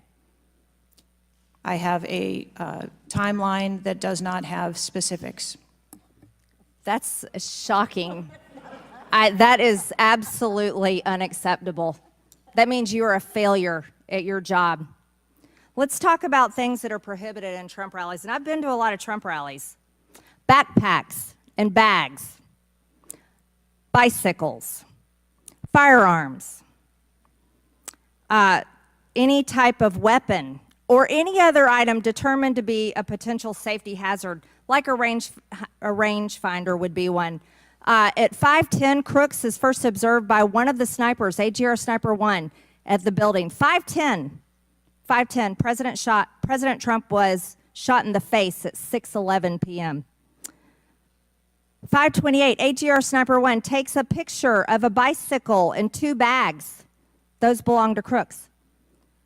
5:32, AGR Sniper 1 spots Crooks looking at his phone and using a rangefinder. 5:55, Butler ESU Command confirms receipt of photos and states they have been relayed on. 6:05 p.m., AGR Sniper 1 later communicates that Crooks is seen moving northeast in direction of Sheetz and that Crooks has a backpack. 2 minutes before the shooting, while President Trump has been allowed to take the stage, people see Crooks laying on his stomach in a sniper position on the roof, and they're yelling he has a gun, and they are trying to alert law enforcement and Secret Service. Why was Crooks not shot by the snipers? Why was he allowed to be there? As soon as the individual was identified as a threat, they were... No. What do you consider to be a threat? A man with a gun laying in a sniper position, a man that had a backpack, a man that had a bicycle, a man that had a rangefinder. At what point is he determined a threat? An individual with a backpack is not a threat. An individual with a rangefinder is not a threat. What about a man laying on a building that has direct line of sight of President Trump with a gun that people are screaming and pointing out? Is that a threat, Ms. Cheadle? Once that individual was identified, they were neutralized. No, they were neutralized. Crooks was neutralized after he shot President Trump in the face, Ms. Cheadle. Is he only a threat once he fires the weapon? As soon as the counter sniper identified that individual, they were able to neutralize them. How were people in the crowd? Okay, then let's just take it this way. People under your command did not consider him to be a threat, yet people in the crowd knew he had a gun and considered him to be a threat. That means that you are a complete failure as the director of the Secret Service, that people under your command don't perceive a man laying on a roof with direct line to the president with a gun. They don't perceive that to be a threat, yet the people in the crowd do. How is that possible? That's the last question, but please answer the question, Ms. Director. I'm not certain at this time how the information from the people in the crowd was relayed to any law enforcement personnel. No, you knew, that everyone knew. The people there knew that there was a danger. They knew there was a threat to President Trump, and it was allowed to happen. Was there a stand-down order, Ms. Cheadle? Was there a conspiracy to kill President Trump? Absolutely not. Then how did this happen? And why are you still sitting here not turning in your letter of resignation? Last question, but please answer, and then I'll recognize Ms. Presley. Please answer that question. Director. That is what we are investigating to determine. We're waiting for your letter.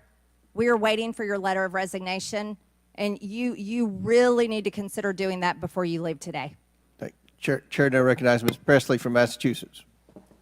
Thank you. No one, absolutely no one should fear for their life at a political rally, in a classroom, in a faith house, or in their home. We must do something about political violence in all its forms and gun violence in all of its forms. Now, Director Cheadle, you have noted that numerous investigations are ongoing related to the Secret Service response and that we can expect a report in the next 60 days. With the election nearly 100 days away, that is an unacceptable timeline, and it makes people less safe. It also allows my colleagues across the aisle, Republicans, additional time to spread dangerous misinformation, which also puts people in harm's way. Some Republicans have exploited this moment to continue to attack progress towards racial justice and gender equity in America. Disappointing, but not surprising. I hesitate to repeat their racist and sexist tropes, but in summary, Republicans have wrongfully and shamefully stated that hiring women and people of color hindered the response to the shooting. Now, this is part and parcel of Republican strategy to constantly attack necessary diversity, equity, and inclusion efforts, to undermine the contributions that women, people of color, the disability community, and others make to this country each and every day. And it is disgraceful. In the wake of gun violence and tragic loss of life, Republicans are ignoring solutions like gun safety reform and instead trotting out sexist tropes. Can't say I'm surprised. I ask unanimous consent to enter into the record reporting from CNN titled "Right-Wing Media Figures Blame Women in Secret Service and DEI for Security Failure in Trump Shooting." Without objection to order. This article quotes members of Congress and others that plainly accuse DEI and the hiring of women as a liability for the Secret Service. Women have been an integral part of the agency since 1971 and are held to the same standards as their male counterparts. To use them as a scapegoat during a time of crisis is shameful and it is dangerously divisive. In fact, based on recent publicly available demographic data of the agency, the largest demographic groups among special agents are white and male. But to right-wing extremists, the truth doesn't matter. The lies they tell to advance their anti-diversity agenda, which is a key theme throughout Project 2025, will only make the American public less safe and more divided. And every day, Director Cheadle, that you fail to give us answers, they are given more oxygen to make their baseless claims that women and people of color are responsible for tragic events. And that is dangerous too. Thank you. And I yield my remaining time to Ranking Member Raskin. Thank you to the distinguished gentlelady from Massachusetts, and thank you for those trenchant insights. I wanted to make the point that you were making and several of other members were making to bring it into sharp relief here. The very same day that Donald Trump narrowly escaped an assassination attempt, but an honored firefighter was gunned down and killed and other people were injured. There was another mass shooting that day, just several hours later in Birmingham, Alabama. 4 people killed and 10 wounded in a nightclub shooting. And you might think, oh, that's some kind of freakish coincidence. Not at all. We have more than one mass shooting a day in America. They are so commonplace now that they are barely reported in the national news. It's, of course, local news in Birmingham, Alabama, that 4 people were killed and 10 other people were shot and seriously wounded, being treated at the hospital. These things are a nightmare for the families of the victims who've been killed, for the families who have to take care of people who've been seriously injured and wounded. They are a major financial drain, publicly and privately, and yet we allow AR-15s to be purchased with abandon, promiscuously, all over the country. People can just go out and get an assault weapon. And the distinguished gentlelady from Michigan was right. We have a hearing when it affects the President of the United States, but on all the other days of the year, we don't have a hearing about it. And I think it is because of an honest disagreement we have about the Second Amendment. There are some people who think the Second Amendment means you've got the right to arm yourself with whatever weaponry you need to overthrow the government of the United States, and we reject that as a false interpretation of the Second Amendment and a false interpretation of the Constitution.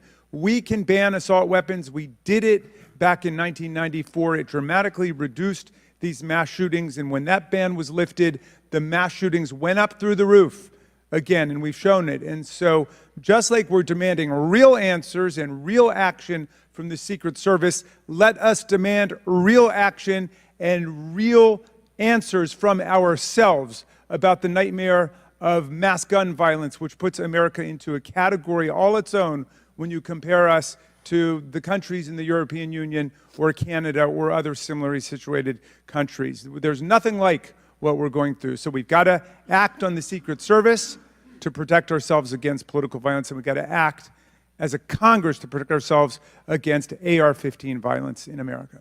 Chair recognizes Ms. McClain from Michigan.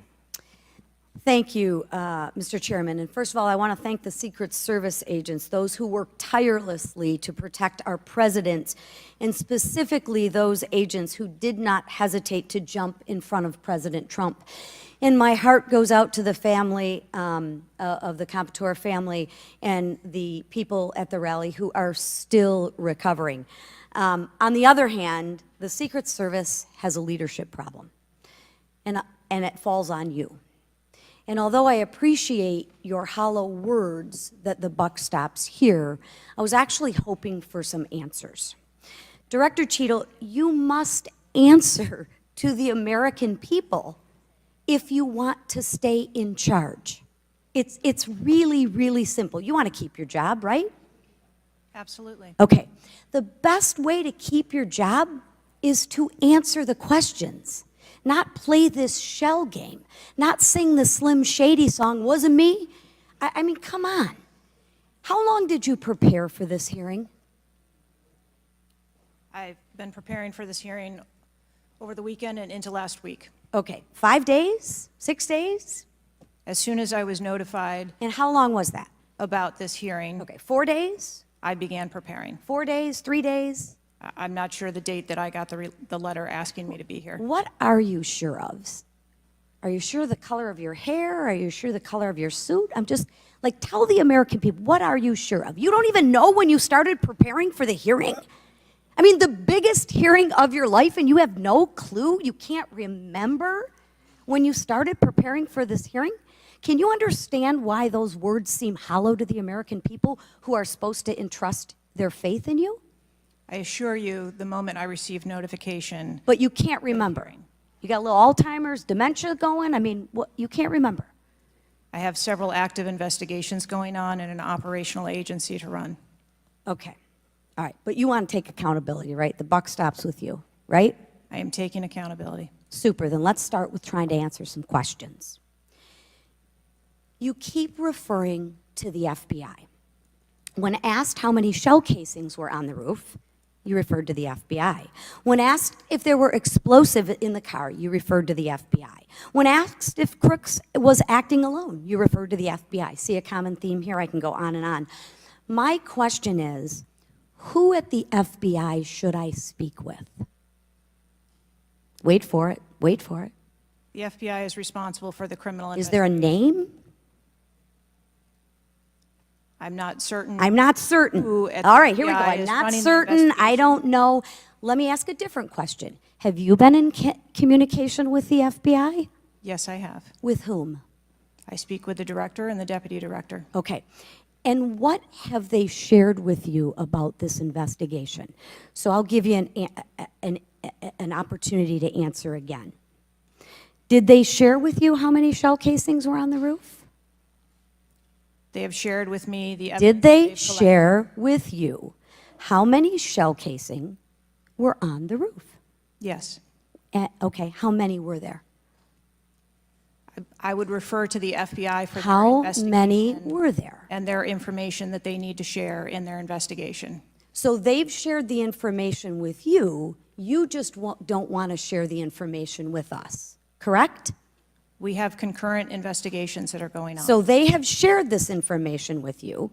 You know the answer to the question. You just refuse to answer the question from the member of Congress who has subpoenaed you to be here. Is there a different answer to that question? I was always willing to come here and testify before this oversight hearing. Beautiful, then let's Wasn't do a- that. that was Let's necessary. for once have your actions match your words. So you've been in communication with the FBI. You know the answers and you refuse to tell us the answers. So I will ask you again. You know how many shell casings were on that roof. What is the answer to that question? I think it's pertinent to What talk. is the answer to that question? I think it's pertinent to talk to you about the information that the Secret Service has and that the Secret Service knows related I'm to the asking events you on an that day. answer to the question. If you're supposed to be in charge, if the buck stops with you, how come you can't share the answers? What are you covering up? What are you hiding, my friend? I'm not covering anything else. Then why can't you answer a simple question? I would leave it to the criminal investigation to answer questions related to that. When you talk to the FBI and you ask them how many explosives, well, let me ask you, did you ask them how many explosives were on the roof? Did they answer that question? Or in the car, excuse me. Did they answer that question for you? Yes. Yes. So you know the answer to that question that my colleagues have asked you.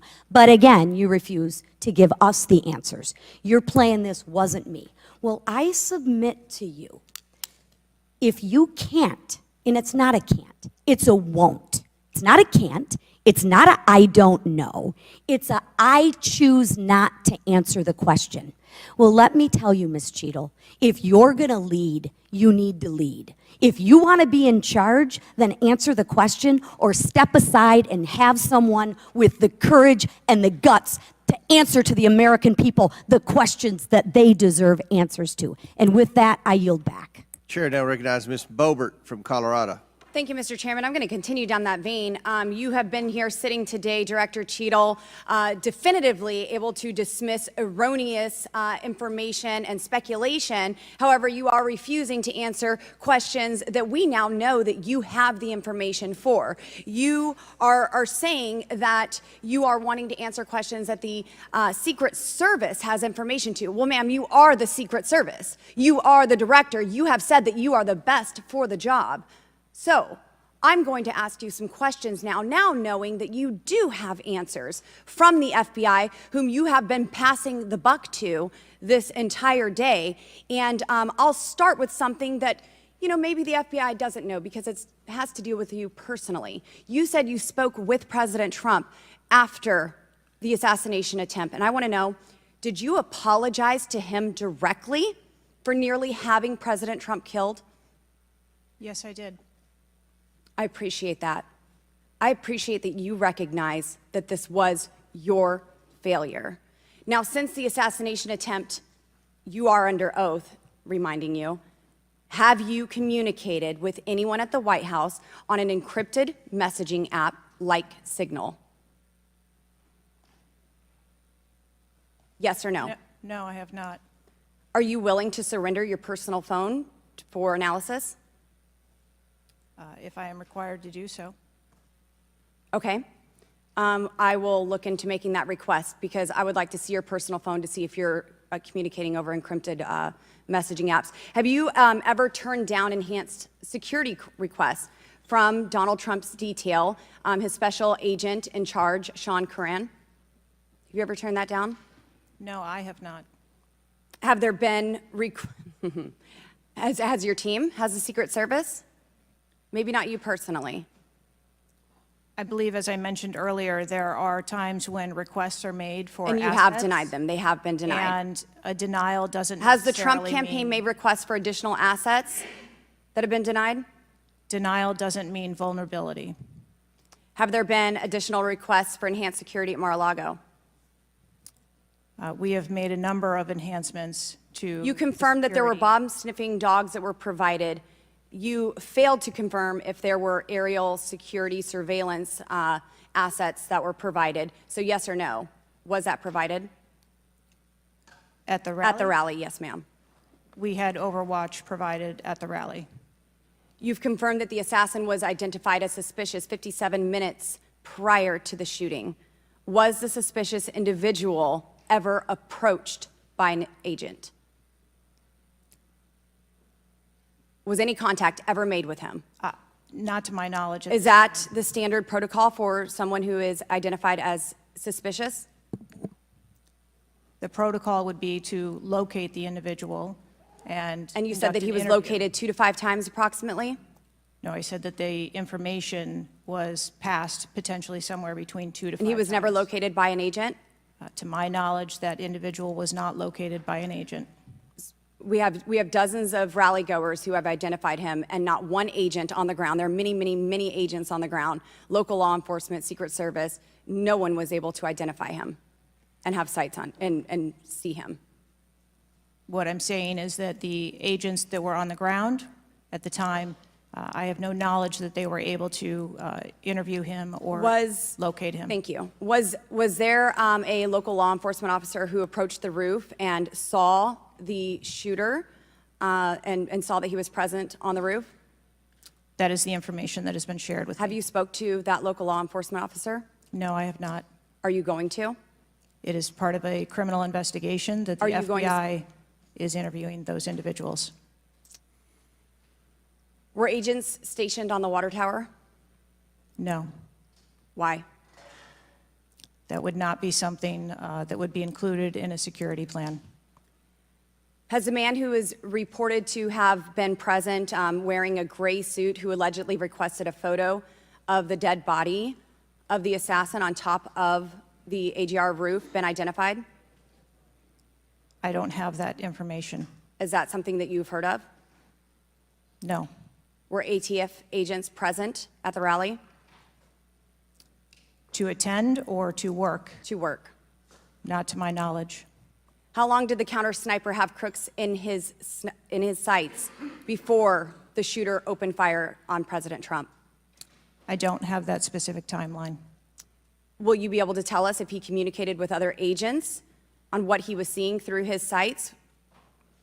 Once I have that information, absolutely. Because we need to know why he waited for multiple rounds to be fired at President Trump before the threat was neutralized. We need to know if he was given an order to hold fire. Now, you've excused the roof of being unmanned because of the slope of the roof. Do you continue to assert the slope of the roof as a credible reason for leaving this position undefended? First, I'll go back and correct that there was no order to hold fire. Our agents and officers have the ability to neutralize a threat at the time So you that don't they know, see it. I'm sorry, you don't know the communication that was taking place or how long he had him in his sights because you haven't spoke to him, but you do know that there was no order to hold fire. I can tell you the way that our personnel are trained. They are trained on the use of force scale, that when they see a threat, they are authorized to neutralize that threat. They don't have to ask for permission. You excuse the roof being unmanned because of the slope. Do you stand by that assertion? The roof was not covered with an individual on it because there was overwatch provided. Apparently not. No, there was no overwatch provided. This is very evident. President Trump was shot. A man died. There was no oversight provided. I find this rather maddening, especially now knowing that you do have answers from the FBI, who you have been passing the buck to this entire hearing, not answering a congressional hearing, members of Congress, while you are under oath and under a subpoena. I find it maddening that the director, that our country has come centimeters away from oblivion under your watch. You have answers. You are refusing to give those to us, directing us to the FBI, and this entire thing is a waste of time. You are responsible for the loss of a life and the shooting that took place on President Trump. You do need to resign. This is bipartisan. You need to be fired. You do not need to hold this position. You are not the best for this job. I am over my time, but I cannot tolerate your watch any longer, and I'm going to continue to call daily for you to be removed from your position, ma'am. Chair recognizes Mr. Fry from South Carolina. Thank you, Mr. Chairman. Director Cheadle, how long have you been with the Secret Service? 29 years, right? That's correct. And how long have you been director of the Secret Service? Just under 2 years. During your tenure as director under the Secret Service, I know we're here today to talk about the assassination attempt on President Trump, but how many other security lapses have occurred with protectees under your watch? I don't have a specific number, but there have been some lapses. There have been other lapses. Was one of them Jake Sullivan? Yes, sir. What happened there? There was an individual who was able to access Mr. Sullivan's residence. His residence. A protectee, somebody was able to break into his house. And what happened? Did anyone get fired because of that? There were individuals who have been reassigned. Reassigned. What other steps have taken? What I'm seeing. What other incidents have occurred other than Jake Sullivan?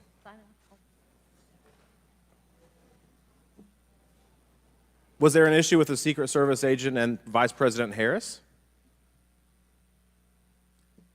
I would not call that a security incident.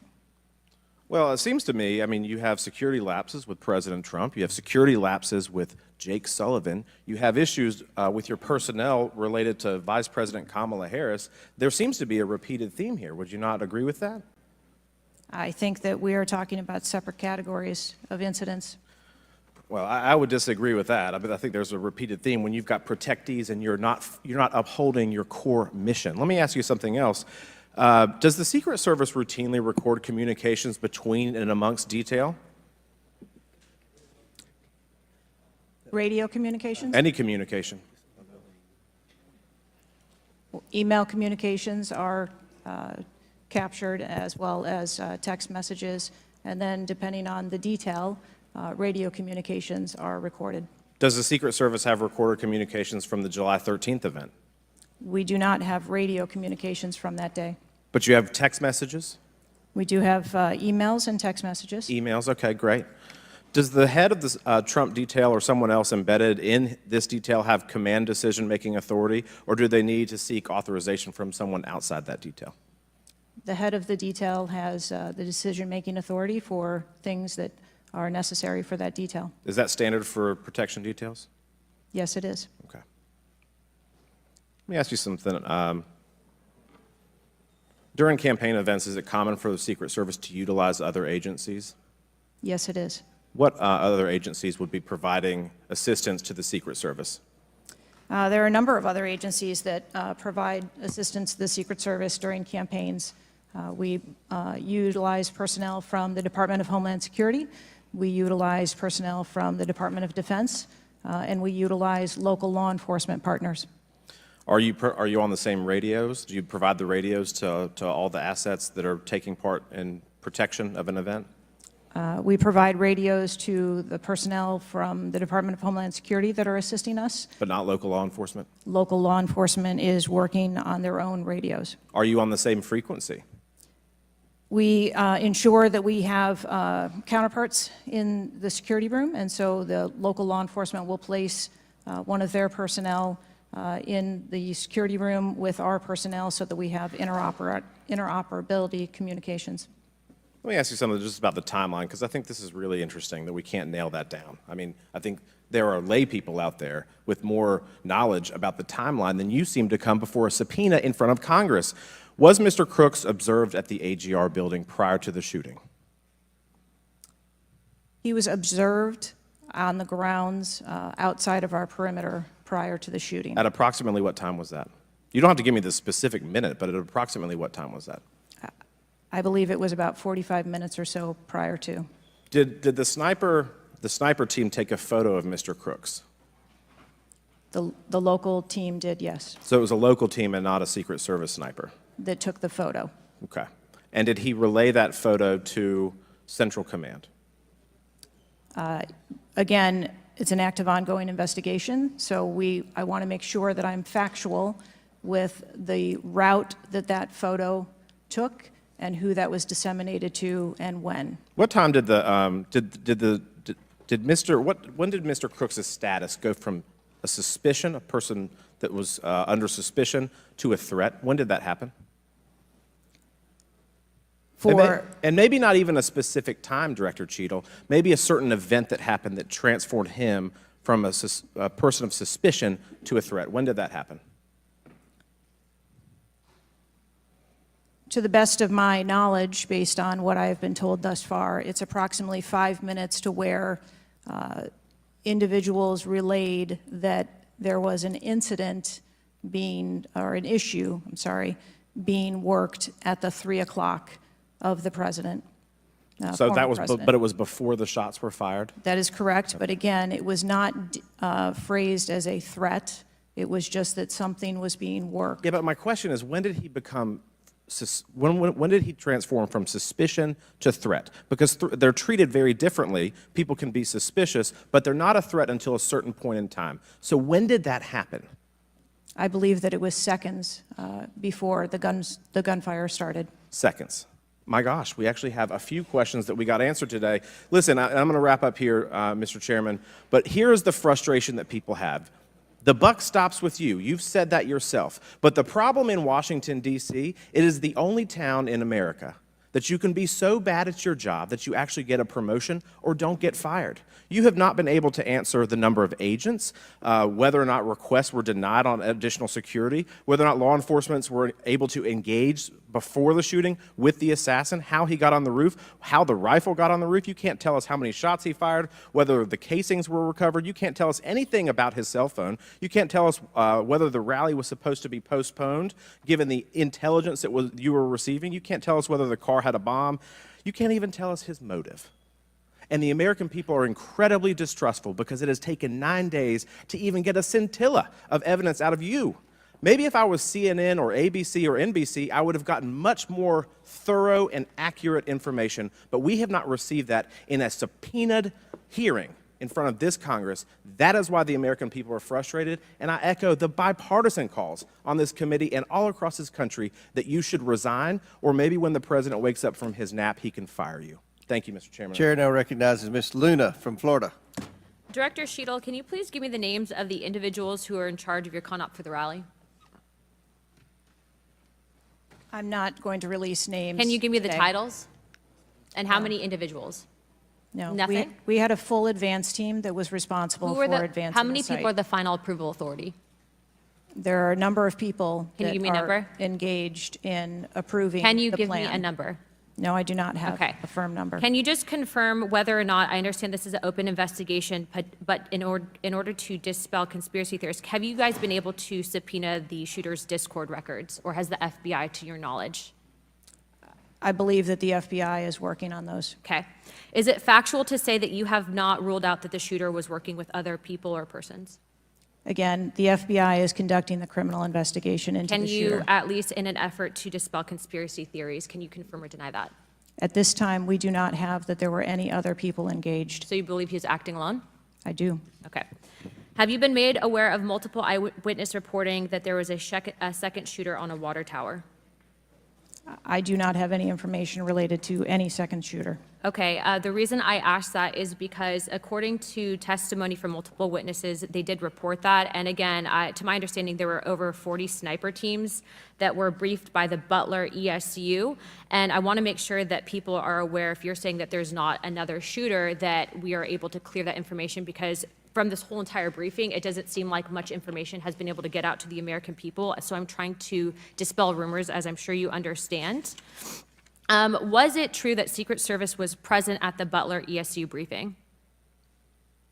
There was a briefing between the counter sniper teams that were working Secret on the Service ground. present? Yes, to my knowledge. Okay, I want to read you a report from people that seem to be throwing you under the bus and stated that they were in attendance and that Secret Service was not in attendance at the security briefing, according to individuals with knowledge, to also include that the AGR building where the shooter Thomas Matthew Crooks was located was actually not a part of their security perimeter for that. So there was not Secret Service present. It seems as though that when you were asked earlier from Rep. Kristamurthy about whether or not Secret Service was aware of a threat, you had said no, they were unaware of a threat. And yet, according to communications, again, from law enforcement that were in some of these group chats, they actually had reported that Secret Service was made aware of a threat at around 5:59 p.m. as a part of the command, including Secret Service, aware of messages and requests about information about the suspect's location. Can you please tell me if you have knowledge of that at all?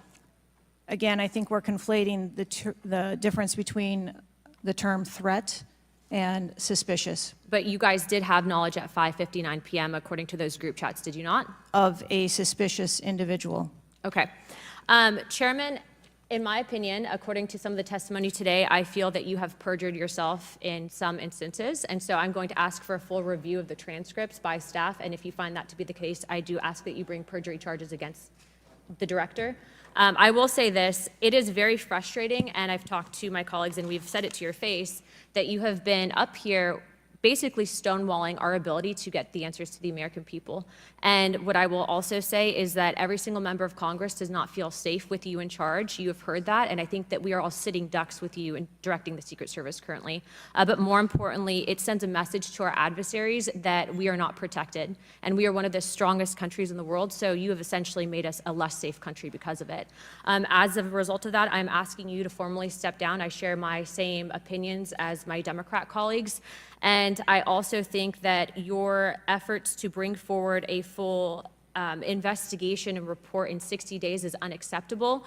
And as a result of that, I'm going to do everything in my legislative toolkit to ensure that that happens sooner rather than later. And I'm sure that you know that we brought a vote on inherent contempt against Garland for essentially blocking a congressional investigation, and I don't think that you should be any different. So I will say that I am just completely disgusted by your performance today, and I understand that you're probably in a position where you're being told not to testify, which is why we had to subpoena you. I think that goes back to Garland. But again, that is part of the flushing that we need to get out of Washington, and I would be happy to assist in that process. Chairman, I yield the rest of my time. Chair now recognizes Mr. Langworthy from New York. Thank you very much, Mr. Chairman, and I appreciate you bringing this hearing forward with a subpoena. Director, yesterday I made the decision to get in my car and drive to Butler, Pennsylvania in preparation for this moment and asking you questions about the events of the assassination attempt on President Trump's life. I've done several presidential events prior in my career, and I wanted to see this site with my own two eyes because I don't believe the video footage tells the whole story or looking at things on a diagram. And I was absolutely appalled when I went to the site, when I saw the fact that I could have stood on the roof of that building, the AGR building, and hit that podium with a 9-iron, and I'm a lousy golfer. And the fact that that was not included in the perimeter is a complete dereliction of the duty of the U.S. Secret Service. I mean, there are very few rooftops that needed to be secured, and the fact that Secret Service, as they were putting a site plan in place, did not think it was necessary to man those rooftops you have completely walked away from your duties. You had one job, and that's to protect the future President of the United States or to protect all of the other protectees. And President Trump is only here today by God's grace because he had just something in him that made him turn his head just slightly, or we would be in a national period of mourning right now. And you have done nothing here today. I've rewritten these questions like 4 times during your hearing, and you haven't answered a damn one of them. You haven't given any information. You have hidden behind this FBI investigation, and I think you should be ashamed of yourself because you have brought more shame to your agency than I think that the assassination attempt has at this point. This is literally the worst performance I have ever seen in front of a congressional hearing. You have offered no reason for this committee, this body, or the American people to trust you or the Secret Service today. And you should resign. You have said that you've put new security measures in place after the assassination attempt. Can you tell us what those are? Because the American people want to know that you're taking real corrective measures. But today you've pointed to an investigation. Investigation or not, you still have a job to do with a zero-fail mission. But so far, there's been absolutely no accountability, and you've admitted that here today. Not one person's been suspended. Not one person's been put on a desk. Meanwhile, we've got the most contentious of elections in our nation's history, and protectees are in danger because of incompetent leadership. Not the agents. The agents piled on President Trump to protect his life. Those are heroes. But the administrators running your agency, they're not right now. They're not doing their jobs, and you certainly aren't doing. The most appalling part of Saturday's events is the countless opportunities that Secret Service had to stop Crooks before he even got on the roof. At 3 o'clock, Crooks raised suspicion by entering the rally with a rangefinder. At 5:45, a cop with a Beaver County Emergency Services unit saw Crooks eyeballing the roof at the AGR International Building. And then at 5:55, Secret Service was warned of a suspicious person and identifies Crooks as a threat. This was all before shots were fired 15 minutes later. Director, yes or no, did local law enforcement alert the Secret Service about Crooks' presence at the rally? Yes, they did. The shooter came to attention of law enforcement almost an hour before President Trump went on stage. Law enforcement alerted the Secret Service of the shooter. Over and over, you've said there's a difference between a suspicious individual and a threatening individual. Can you explain what the shooter needed to exemplify to be called a threat? So I'm not clear as to what identified him as suspicious to the individuals who originally clarified him that way. For the Secret Service, for an individual to be determined to be a threat, that individual would have to be seen with a weapon or capable of doing some sort of harm to our protectees. I mean, Director, an individual walking into a rally with a rangefinder, scoping out an unprotected rooftop, and he reportedly flew a drone over hours before. It sounds like a lot more than suspicious, especially at a presidential rally.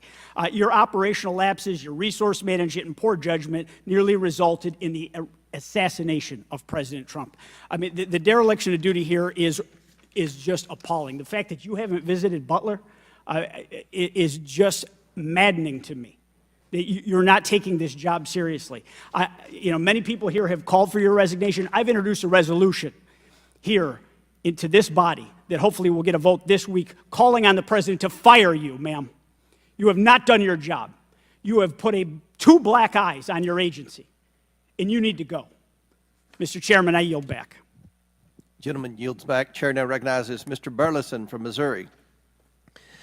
Director Cheadle, I just want to kind of get an idea of what you can answer, because outside of what the FBI is responsible for, you have full responsibility for the Department of Secret Service. So the question is, what is the mission? Who defines the mission? Our mission of the Secret Service is to protect the president, the vice president, their immediate families, presidential candidates, the former presidents, and those by executive order. And we also have an investigative mission. And those are well defined? Yes, they Everyone within the agency understands the mission? Yes, they do. What about protocols and standards? Who defines the protocols and standards? We have a number of protocols and policies in place for the various missions that we have. So would it be safe to say that you failed the mission, the ultimate mission? I have stated repeatedly here today that there was a failure. What about specific failures within protocols and guidelines within the agency?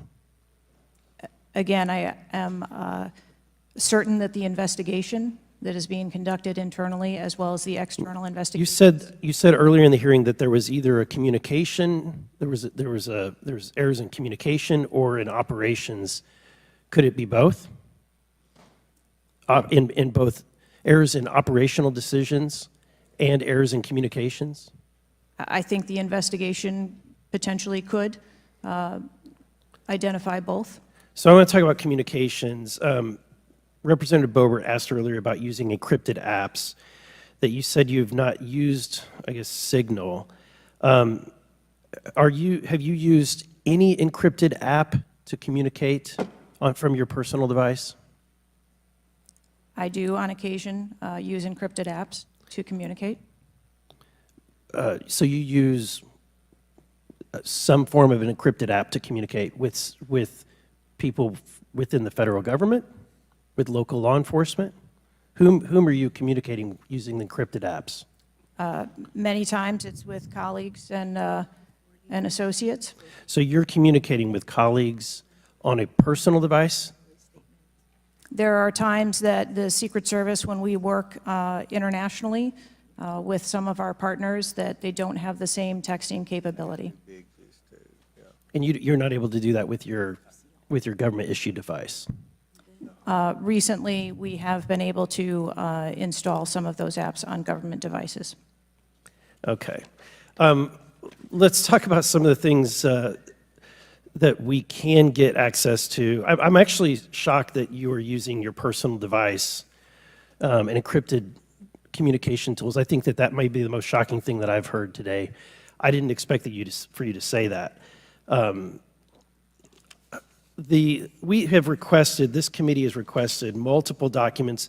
And this is not, under the purview of the FBI, this is under your purview. We requested a complete list of all law enforcement personnel, including Secret Service, Department of Homeland Security, local law enforcement with the roles in protecting the president. And we requested that for us to receive that by July 18th. Did you provide that? I believe that our agency is in the process of collecting all documents. So you have not provided it. How long does it take to determine who the personnel were that were on site? We are collecting a comprehensive list of all the documents that have been requested. We also requested all the audio and video recordings that your agency, not the FBI, but your agency has in possession related to the event. Did we receive those? Have you provided those at all? We are in the process of collecting all documentation requested. You're in the process, but you have not. Any memorandums or any internal communications related to the event? We requested that you provide that. Have you provided any of that? We are in the process of collecting the information that has been requested. Okay. So when can we expect to receive these documents? How long does it take to determine who was on site, who was being employed to be there to protect the former president? When can we expect that? How many days does it take to provide that information? We want to make sure that we have a comprehensive accounting of all of the documents that were engaged in that day, and we will make them available as soon as possible. I think transparency is the key here. It's shocking to me that we are communicating in a encrypted app to colleagues. I'm almost certain that violates some federal laws. I would like to clarify, you didn't ask me whether my communications were government work related or whether they were personally related. You're communicating with colleagues. I don't communicate government business with colleagues on a personal device. I communicate on my work device. Are you using an encrypted device on your work device? I am not. No encrypted apps? No, I do not. Okay. Thank you, Mr. Chairman. Chair now recognizes Mr. Waltz from Florida. Thank you, Mr. Chairman. Madam Director, please, I'd like to direct your attention to this video. And I sincerely appreciate the clarity on this. Can we turn up the volume, staff? I just want to ask you, because this has popped up. Republican Congressman Mike Walz He said on social media on Saturday, and I'm going to read this for you because it does talk about you, Secretary. I have very reliable sources telling me that there have been repeated requests for stronger Secret Service protection for President Trump denied by Secretary Mayorkas. Your department has already pushed back on that, calling that absolutely false, but he is putting this on you. Can you respond to that, please? Well, that is, yeah, that's a baseless and irresponsible statement, and is one that is unequivocally false. Director Cheadle, did you speak with your boss, Secretary Mayorkas? You fall under DHS. Did you speak with him on the 14th, the day after? Yes, I did. So you spoke with him before he made that statement? I spoke with him immediately following the incident. Did you inform him that all requests for additional resources for President Trump had been fulfilled? Or that it was false to say they had been denied? I informed him that the request for that rally that day had been fulfilled. Okay, you continue to answer that very carefully, because I made a broader statement. The agents that came to me made a broader statement that his permanent protective detail for years now have been asking for more. Is that correct? I do not have specific incidents of those requests. Is it correct that they've been asking for more?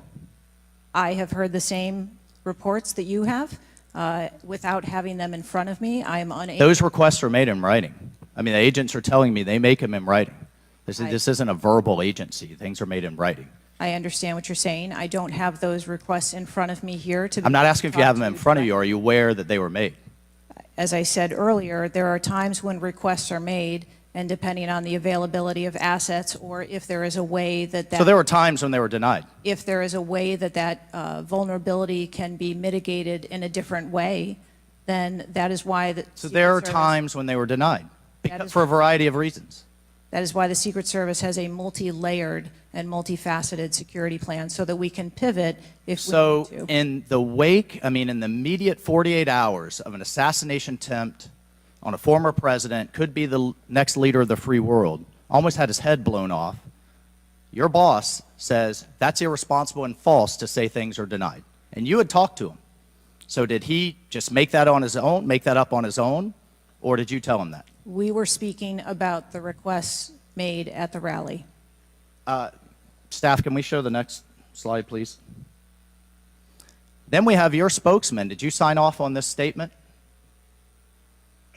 That there's an assertion that a member of the former president's team requested additional security resources and those were rebuffed? This is absolutely false. In fact, we added protective resources and technology and capability as part of the increased campaign travel tempo. But next slide, please.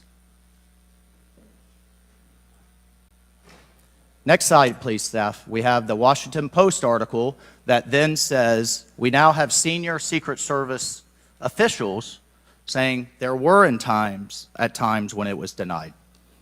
So which is it? Again, there have been a number of conversations going on here. Did you sign off on that spokesman's statement? The spokesman's statement, I believe, was related to requests that were made. Did you sign off on it? For the requests that were made at the rally. Did yes. you sign off on the statement before it went out? I sign off on my press spokesman's statement before they go out. I would hope you would in the wake of an assassination attempt. Yes. You did. Categorically false that any requests were made. You signed off on it. Thank you for that. Thank you for that clarity. Madam Director, how many press conferences have you held since the assassination attempt? We have put out press releases. How many press conferences have you held, gone to the mic, taken questions from the public, from the media? How many? I have not held any. How many has Secretary Mayorkas held? I don't. 0. How many has the FBI held? 0. How many has the Department of Justice held? I know you know the answer. I believe there was a press conference in Butler after the incident occurred. By local law enforcement, not by you and not by the Department of Homeland Security. So this is how misinformation flies. I mean, in the darkness, in the absence of information. Now we have 9 days later before a congressional committee, we all represent almost 1 million people, and you still don't have answers. Are you aware that national news anchors are saying this was a hoax? On national television, they're saying, no, the president wasn't shot, it was flying glass. Are you aware of that? I have not heard those reports. Are you aware that, I mean, there are rumors rampant online that there were multiple shooters? Yes. Are you aware that because the shooter had overseas encrypted platforms in Belgium and New Zealand and in Germany, that a lot of people are speculating there could have been foreign involvement, logically?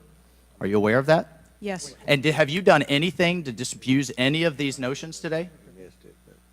No. You haven't. Madam Director, I would fire you. Regardless of the failure, I would fire you just how you've handled it since. You should have been the first to the mics to say, America, world, I want to assure you we're going to get to the bottom of this. I want to assure you full transparency. Our agency clearly had major gaps here, and I want to personally take responsibility and accountability. You should have been the first, standing alongside Secretary Mayorkas, and I would even go so far as to say have daily press conferences, updating everyone on what we know. But you haven't had any of that. What are you hiding behind? I am not hiding. Because you're making the situation worse. I think you've heard that on a bipartisan basis here. You are making this situation far worse in the absence of information. Let's move on. This is truly astounding. I want to be clear, because you keep dodging the issue. Has President Trump's permanent protective detail requested additional assets over the last few years? He is clearly not your average former president. He's not Jimmy Carter in an old folks' home. He's not President Bush painting out in his barn. He has multiple residences, a lot of rallies. He's very publicly engaged, and he has a foreign threat in addition to domestic threats. Have they requested additional resources? That's the last question, but please feel free to answer. Thank you. Director. Thank you. We have continued, as I stated earlier, to increase over the past year the assets that are at the former president's residence and supplied to his detail. Mr. Chairman, if I could just ask for one more indulgence. It is clear you have not been to Butler, Pennsylvania. Leaders lead and should be on the ground. You have not been there. Instead, you went to the RNC, but you weren't originally even going to go there. Where were you originally scheduled to go besides the RNC, a national special security event? I was always scheduled to go to RNC. Mr. Chairman, I would like to enter into the record that the director was scheduled to go to Aspen, hobnobbing around with, I don't know what liberal elites go to Aspen. That was where you were originally scheduled to go to speak at a forum. I was scheduled to go to the RNC. I was going to leave the RNC for 24 hours and return back to the RNC. I hope, as your predecessor, Julie Pearson, with a security incident on the White House and under the Obama administration and Reagan's Secret Service detail lead, I would hope you would have the dignity for the sake of the agents in the service to resign. Gentleman's time's expired. Thank you. I'd like to enter a few things into the record. First of all, the remaining articles that Mr. Biggs was wanting to enter into the record, without objection, so ordered. Next, I have a written statement from Representative Mike Kelly of Pennsylvania. His district includes Butler, and he has a written statement that we'd like to enter into the record without objection, so ordered. A bipartisan 114th congressional report titled United States Secret Service and Agency in Crisis. This was prepared by former Oversight Committee Chairman Jason Chaffetz and former Ranking Member Elijah Cummings. And lastly, the issue subpoenaed compelling Director Cheadle's appearance at today's hearing without objection, so ordered. That concludes our question segment. I want to thank the Director for your testimony today. I now yield to the Ranking Member for closing remarks. Thank you very much, Mr. Chairman. And Director Cheadle, I also want to thank you for your patience over the course of what must have been a very long and trying hearing for you. It has been an unusually encouraging hearing and an unusually depressing hearing. And what's encouraging Mr. Chairman, is that we came together to issue a strong statement deploring and categorically denouncing political violence in America. And I also didn't see any daylight between the members of the two parties today at the hearing in terms of our bafflement and outrage about the shocking operational failures that led to disaster and near catastrophe on July 13th, 2024. What is depressing is the extraordinary communications gap between the director of the Secret Service and Congress. And I don't want to add to the director's terrible, horrible, no good, very bad day, but I will be joining the chairman in calling for the resignation of the director, just because I think that this relationship is irretrievable at this point, and I think that the director has lost the confidence of Congress at a very urgent and tender moment in the history of the country, and we need to very quickly move beyond this. But what I will say, Mr. Chairman, is that I took this hearing to be about two major policy failures, and one policy failure is the one that got the vast majority of the attention, which was the failure of the Secret Service to effectively respond to a gunman on a roof within 150 yards of a presidential visit and speech. But the other failure is on the part of Congress, because the mass shooting that took place in Butler, Pennsylvania, is replicated all over the country every day. And in fact, as I said, Mr. Chairman, it happened that evening in Alabama, in Birmingham, Alabama, where there was a mass shooting where more people even were killed and wounded than were killed and wounded in Butler, Pennsylvania. So it's true, the president, the former president, and a handful of people who get the Secret Service protection are the only people in America we thought were safe from an AR-15 attack. It's clear that they're not safe either, and we've got to get to the bottom of that. But we also have to get to the bottom of the larger problem, which is that the whole country is living like this, in fear and in terror of assault weapon attacks in movie theaters, churches, synagogues, mosques, supermarkets, Walmarts, any place where an audience or a public gathers. And the worst was in Las Vegas, where a gunman got up on a roof and then just mowed down 60 people below him and wounded hundreds and hundreds of other people. So we've got to deal with that problem. Yes, we've got to move as swiftly as we can to deal with the problems of the Secret Service, but the broader problem is still there. And I just wish to the heavens that our colleagues that could get together on the question of presidential security against an AR-15 attack could get together on the question of public security against an AR-15 attack, because all of us are vulnerable.